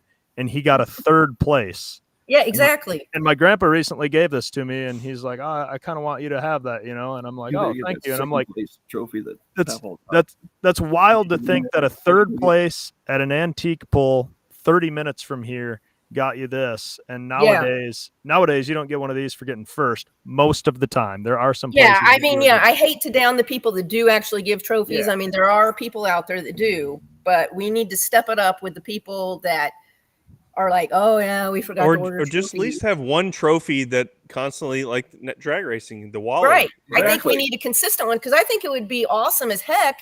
We have 41 Grand National wins collectively, and it would be cool as heck to have 41 Grand National trophies just lined up on the wall right here. Oh, over in Europe, they kill that. Their presentation, they've got the podiums at the end, you know, and you look at like the Boer's shop, and that's just walls and shelves. Yeah, right. Yeah, exactly. What year is that baby from, Doug? I was going to say, this is from 1986. Yeah.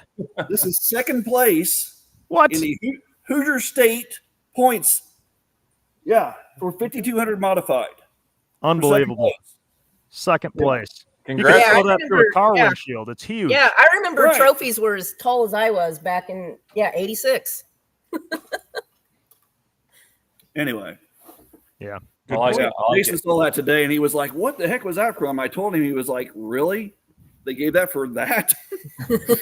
Wild. What do you have, Grant? Well, first, I would bring back pull-offs and have a finish line, like Dad said. Secondly, I would get rid of majority of the single charger classes. There's way too many of them. You're going to hurt somebody's feelings, Grant. Be careful. I really don't care. Grant, are you sure you want to do this? Yeah. Yeah, I'm 100% sure. It's freaking ridiculous. Somebody call Chase and complain to him tomorrow. You've got 8,500 Limited Pro. You got Light Pro, 9,500 Limited Pro, Super Farm, Pro Stock. There's got to be at least 10 of them. If without looking at the engine, if you lined up an 8,500 Limited Pro Stock with a Super Farm, I could not tell you the difference. I was going to say, I thought you were going to throw like Pro Stock. I thought you were going to throw. No, I mean, yeah, Pro Stock, I could definitely tell the difference between that. But like basically all the ag chassis, single charger classes. I was going to ask you, is like, well, if you look at the rear end of them, you'd kind of know. Oh, come on. Yeah, but no, I think there's way too many single charger classes. And then thirdly, I think, I guess, I don't know if this isn't really a rule or anything, but I think we lack a lot in marketability. I think, especially like local marketing for big time polls. I don't think we do a very good job of advertising that they're happening to the local crowd. So I think a lot of the fans that probably show up to a poll are actual polling fans. I think we need to do a better job of bringing in people that are new to the sport. For example, we had a Grand National in Franklin, Indiana.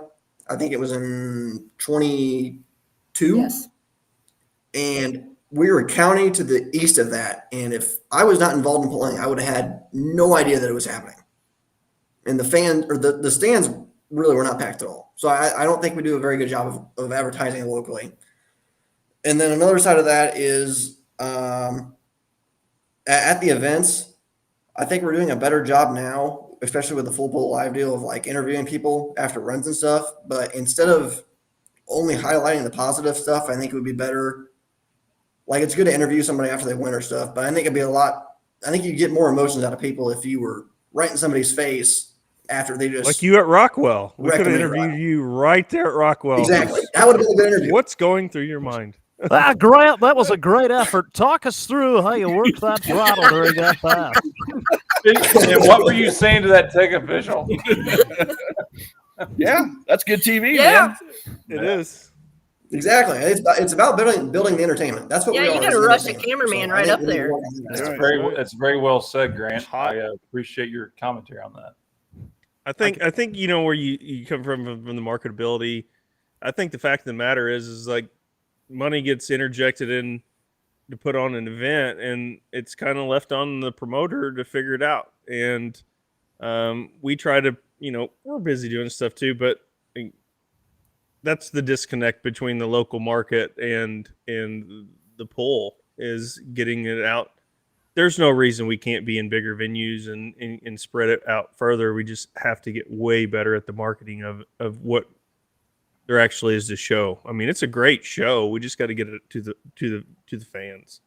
Yeah, and hopefully we are headed in the right direction. Dan Schroeder has stepped up NTPA's game, night and day difference in the past year. He's only had 365 days, basically, or maybe 2 years. He said 2 years. But I mean, he has done more for the organization. I mean, since I was 16 years old, in my opinion, as far as sponsors, gaining sponsors, now we just have to retain them.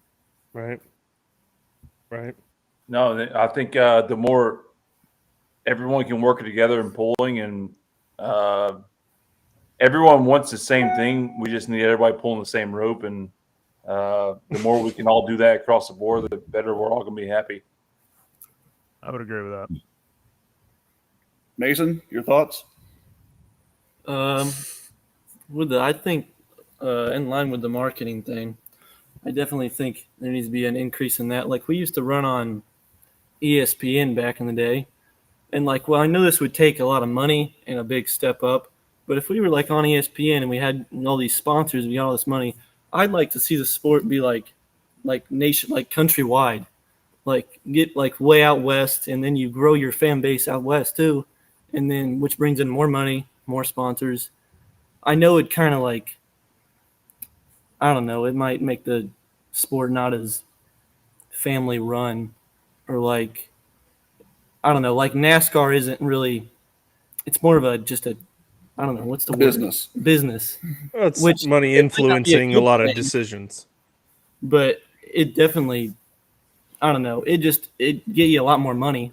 Well, he's just saying, you get the right TV deals in order, and that's not a stab at full pull, but you know why the NFL is successful? Because you don't have to have a prescription or, a subscription to, YouTube TV. You can catch it on any local channel. Like, it's free TV. It's always accessible. They get into like markets where they black out like basketball games. You're trying to watch the Pacers, right? Yes, and they're blacked out. Yep. And it really, here, what it boils down to is anymore in the state and age that we're in, and this is not a stab at full pull or anything, but $40 a month to keep up for pulling, it's taxing on people that are already paying this much for this much for this much for this. If you can get our sport to where it's viewed at zero cost on a good platform, that's what we're all like looking for. And I think, like Chase is really trying for that. And Full Pull is doing a great job of bringing a better view at our sport. But until you can get it on free TV for people that don't know, it's very difficult.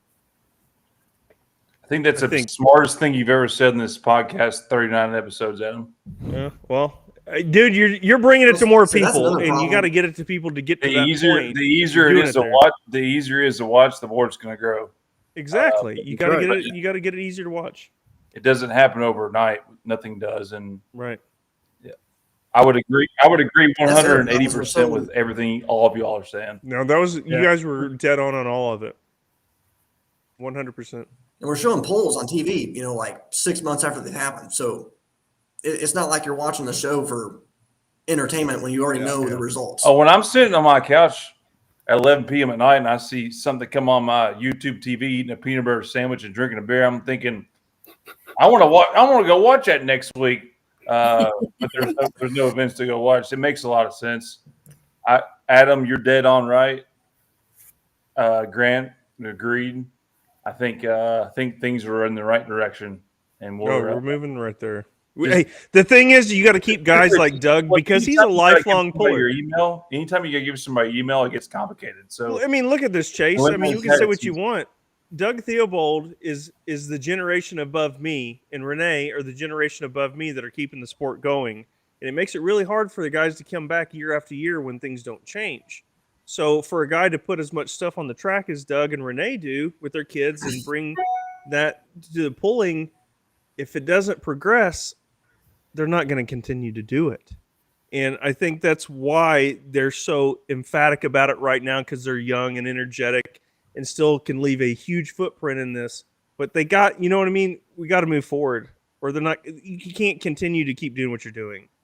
100%. And that's why we're all working in the same zone here of just trying to progress it little by little, and we hope it hits it big one day. You know, that's all we can hope for. Eating peanut butter sandwiches and drinking beer at 11 o'clock on a tape delay basis ain't helping none of us. So no, I agree. We gotta make this shit easy to watch. Yeah, that's right. That's all we can do. One final question, specifically for Renee, and I'm jealous of it. Somehow you haven't mastered, I feel like, getting out of it before 100 foot and coming back to give it another try. How do I be that quick with it and conscious of things getting out of hand? Because I'll get done with my run and I'll download my race pack run and I'll look at the data and the tires are doing this at 60 feet. And I'm like, shit, I probably should have let out of it. I feel like somehow I watch your runs and I'm like, oh, it's getting out of shape and she's getting out of it. Like, is it going through your head when you get the chain tight, be ready to back out of it? No, never. I mean, to get out of it, no. I'm fully committed when I am tight in the chain. Okay.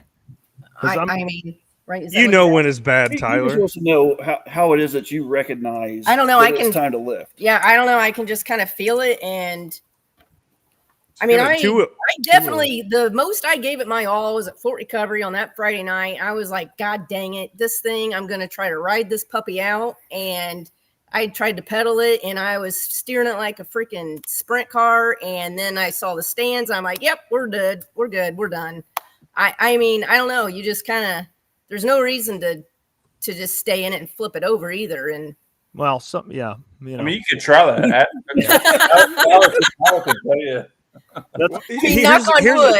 Here's the fact of the matter. It's part of the rule. I mean, if you can get out of, if you don't feel that it's going good, it's 100 feet. It's not feeling good. Get out of it. You know. Yeah, I've used it up. Adam Kessler is elite at that shit. I've told him I don't know how many times, like, dude, how the fuck do you know to back down? Well, that's where I'm getting at. That's not a shot at Renee being like, oh, why do you do that all the time? I'm just because every time you do it, I'm like, fuck, that worked out pretty good. Like that worked. Oh yeah, you were talking about like when I back out of it before 100 feet. Yeah, that's what Yeah. Okay, yeah. I don't know. Like you can just kind of tell you're like, no, I am not screwing up this goddamn run, and we've got another second chance, and by God, we're gonna take it. I mean. Mason's the real pro at it because he did a Bowling Green and then came back and won class. Well, I guess he didn't go to college though, Grant. Yeah. Well done on all those times because I don't know if I've ever seen you do that and have it not work out because it always goes. Thank you. Yeah, I mean, at Chapel Hill, I went from backing out of it to 4th place. Yeah, so that ain't bad. Yep. All right. Well, I believe you guys were prepared for a little segment that we call 2 Truths and 1 Lie, where you each say 3 statements, and it's up to us to figure out which one of the 3 is the lie. Is that correct? Are you all prepared? I think so. Ready? Renee's prepared. No, I'm not going first. Youngest to oldest. All right. Mason, take it away. I've been set on fire. I enjoy watching basketball, and I've been to the Grand Canyon. I'm gonna go with that third one's the lie. Yeah, I'm gonna say you've been on fire. You've not been on fire. You've not been on fire. Grand Canyon. Am I supposed to answer now? Yes. Yeah. No, you got to tell us. I have not been set on fire, and the other 2 are true. Man, you played me like a fiddle with your delivery of those. The way you acted like you were just making up the third one. Like, just wait till you see my me rod tractor, Tyler. Yeah. Well played, sir. Grant, you're up. Got it. Yep. I've totaled a vehicle. I've never broken a bone, and I've been kicked out of a foreign country. Ooh. You definitely been kicked out of a foreign country because you were drinking somewhere. I'm gonna say that you've never totaled a car. That's my vote. I'm gonna say the bone one's a lie. I'm gonna go to the foreign country. I don't think you've been kicked out of a foreign country. We're split here. What? The bone is the lie. That's right, boys. All right, real quick, tell us when you totaled a vehicle and got kicked out of a foreign country. I totaled In a foreign country when I was 17. Because, 2 for 1. Yeah. I was taking Mason and his friend to school, and a guy was in my lane, and I went off the side of the country road, and then I had to go pole. Yeah. And then a foreign country, me and my buddies were on spring break last year, and we were in Cancun, and we went to go get beer, and it was glass bottles, and then we drank the whole case on the beach, and then we went back up to the room. We were going to leave the glass bottles in the room, but my friend Drew stopped us on the way and said, "Guys, we have ammo. We cannot leave these glass bottles on the beach." I'm like, "All right, I don't know what the fuck you're talking about, but okay." So we walk back up to the room, and I go to bed, and Drew decides to start throwing the glass bottles off of the balcony. Never does it. And is hitting Can we get him on the next podcast? Yeah, we call him Big Arm Blacker now because his last name's Blacker.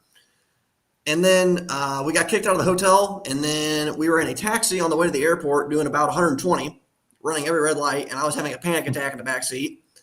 And then I slept on the airport floor, and then we booked a Spirit flight home to Chicago, and then we drove back to West Lafayette, and then we drove back into the frat house. Spirit. Shit, Chase don't even fly Spirit. Yeah, we broke back into the frat house, and then all three of us stayed here for, I think, 2 days or 3 days, and my parents never found out until I told them about 4 months ago. That's good. That's appropriate time to tell your parents. Yeah. After they've had some time to think about it. Mason knew. That's and good. didn't It's tell your him. brother. Remember that always. Yep. Great teamwork here. Renee, 2 truths, 1 lie. I've ran a half marathon. I own crypto, and I've been on a TV commercial. I'm gonna say the crypto's a lie. Cryptos. Yep. I'm gonna say you've never been on TV. We're not. This is really not, Chase. Really, TV really. Yeah. TV not- commercial. Are you shitting me? The lie is I've never ran a half marathon. Oh, so tell us how much Bitcoin you own and what commercial you own. Well, I've just no. we're Nancy, not what do telling you how need to much invest in? I've gotten into it, but I have recently gotten into it, and I've bought on the dip in March. Nice. Get those I own diamond some- hands. Tell us about your That's commercial. right. I did a commercial for Amtrak. Okay. Where can we find that? Have you ever I don't ridden know. on This an was before Amtrak? phones, so I don't even No. have it. Have you ever rode on an Amtrak? No, no, just in the commercial. We're supposed So to. technically, you can't back up this allegate. This I statement. have, and it's a very interesting ride. We were supposed to. One of my truths was actually going to be that I've been on the Weather Channel, and I was on the Weather Channel with Jim Cantor in New York City. Where, speaking of Amtrak, Doug said we were supposed to ride on an Amtrak train from New York City to Boston, but we never got to because of Hurricane Ira coming in. Therefore, that's why I was on TV with Jim Cantor. Now, Also. hang on. Do you actually have footage, or is this just another claim without backing? All I know is all of a sudden we started getting texts like crazy. All right. was ringing and Yeah. people were texting me, and They were like, I know that voice. and I'm like, who the hell is watching the Weather Channel at 2:30 in the afternoon on a Monday? I would have thought no one. Right? Yeah. Had to be My wife- Mark Wilson. My wife, she was watching. Yeah. Okay. And yeah, and anyway, it was great because I'm a big weather buff anyway, and we just happened to be sitting in Battery Park, and they were like, "Hey, you want to be on the Weather Channel?" And I was like, "Yeah." Hey, you know the difference between the good weather and the bad weather just by the music when it hits on the locals on the Right. Yeah. Well, I want to congratulate you all on obviously being an amazing family. Did we get Doug's? Family to No Practice. We get podcast. Doug's. We No, are Chase is dipping out just on Doug? interrupting again. Yeah. I'll fuck put yeah, him down whatever. for one, Renee. Let's let Doug go. I also want to congratulate you all for the.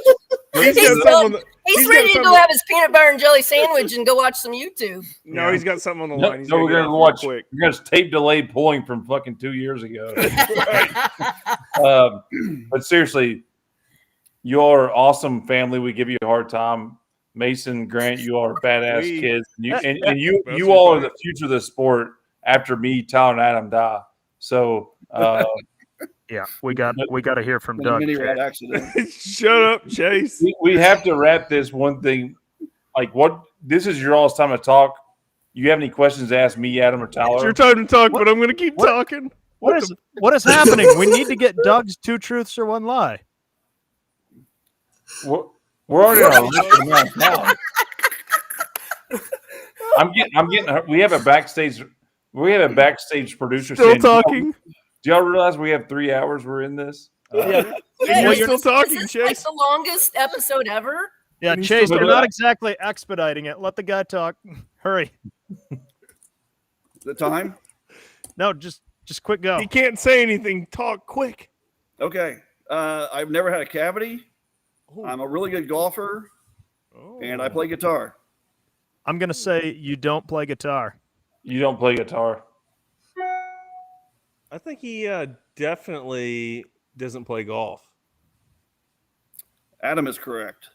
Oh, I've never golfed in my life. Never once. You'd love it, dude. Let's go golfing. It's awesome. But you Chase play lives on a guitar. golf course. What song in the guitar? Can you play a guitar? Nirvana, brother. Alice in Chains. He's deep play rooted that. in the fucking I can hard play rock. a lot of AC/DC. I can play Soundgarden. Really? You know what Yeah. Soundgarden is, Chase? Chris Cornell, little audio slave. Come on. When can we start? When can we start these after hours segments? No shit. I got the amp, dude. Just bring the guitar. Actually, I got a guitar that I can't play. I'll bring to the. I'll just be grinding tires, so I'm not going to have. No, you don't have to do that. You get a hot knife. It saves you time. Okay. Okay, I missed the cue there. I thought Doug. I didn't think Doug was participating in 2 truths, 1 lie. I'm trying to transition. This is the longest no practice podcast. You're transitioning. Nice. What's your female name? What? What are you? Any questions you all have for us? Is one last question. Chase, how many beers have you Too had? many. I don't think he's drinking beer. 3 hours. He's transitioning. Okay. Any questions you all have for us? I would say this is really great that you guys do this. I think Tyler and Adam, you guys do a really good job. Doug gives a Chase. But Chase, you know I love you. But no, really, this is a good deal. I mean, I think it definitely this brings the personalities to the sport, and I think that's another thing that was really missing. Yeah. They get to see the driver. Yeah. Yeah. Wayne Purser, like about to shave his mustache off. Like that's personality. But no, this is really cool. I keep it up. It's I think it's really brought a lot more eyeballs to the sport, and people I think feel like they have a better tie to people because they feel like they know them a little better, which is that. I mean, that's what keeps people coming back. Absolutely. Now somebody can approach Renee and say, "What'd you buy the dip at?" Somebody can walk up to Doug and say, "What kind of guitar do you play?" And right. Somebody's all going it to walk is. up to Grant and tell them about the time they got kicked out of a country. That's everything coming together right there. Yeah. So Yeah. somebody's going to go I up to would- Mason and say, "Hey, what part of the Grand Canyon did you go to?" That's right. Or what part of was there a Grand Canyon between BBB and the campground, or was it AA? I can't remember. Different canyon, right? Yeah. There's a ditch out there somewhere. I know when you get across it starts getting crazy. Yeah. Renee, I would like. I'll interrupt you, Chase, real quick. I'd like to add that none of what we do would have been possible without my mom and dad, because they started us in this and have supported us from day one. And I just really want to thank them for always being behind what we're doing. So, yeah, that's cool. Been doing it a long time, man. Yeah. Long time. Yeah. Absolutely. I think we can all relate to that in a special way for sure, as much as your family can as well. So, Yeah. what do you say on that note? Do we wrap it? I think Renee, Grant, Mason, any final words? No, thanks for having us. I think Yes. same thing Doug said. I think it's good that you guys do this on a consistent basis, and it's got somewhere that everybody can come to and get to know the pullers and the sport better. We owe it all to people like you guys for taking the time to come on with us. So, cheers. Excellent. One of Thank my you. favorites. Congrats on being the record family and the record amount of time on the No Practice podcast. Nice. Yeah, Chase, Right he's drunk. He's drunk. He's drunk. I don't like getting my ass chewed, but I love the Theobalds. I love Adam, and I don't like Tyler. So You're transitioning. You're transitioning, Chase. Well, there's more to come off air, but thank you, fans. We'll see you again in a couple weeks. Theobalds, Team Wicked Pulling, thank you again. We'll see you soon. Sounds good. Thanks, Thanks. guys. That's a wrap. Bye-bye. We hope you enjoyed this episode of the No Practice Podcast. Have a good one. Bye. Stay tuned for the next episode, where we guarantee there still won't be any practice. Bye-bye.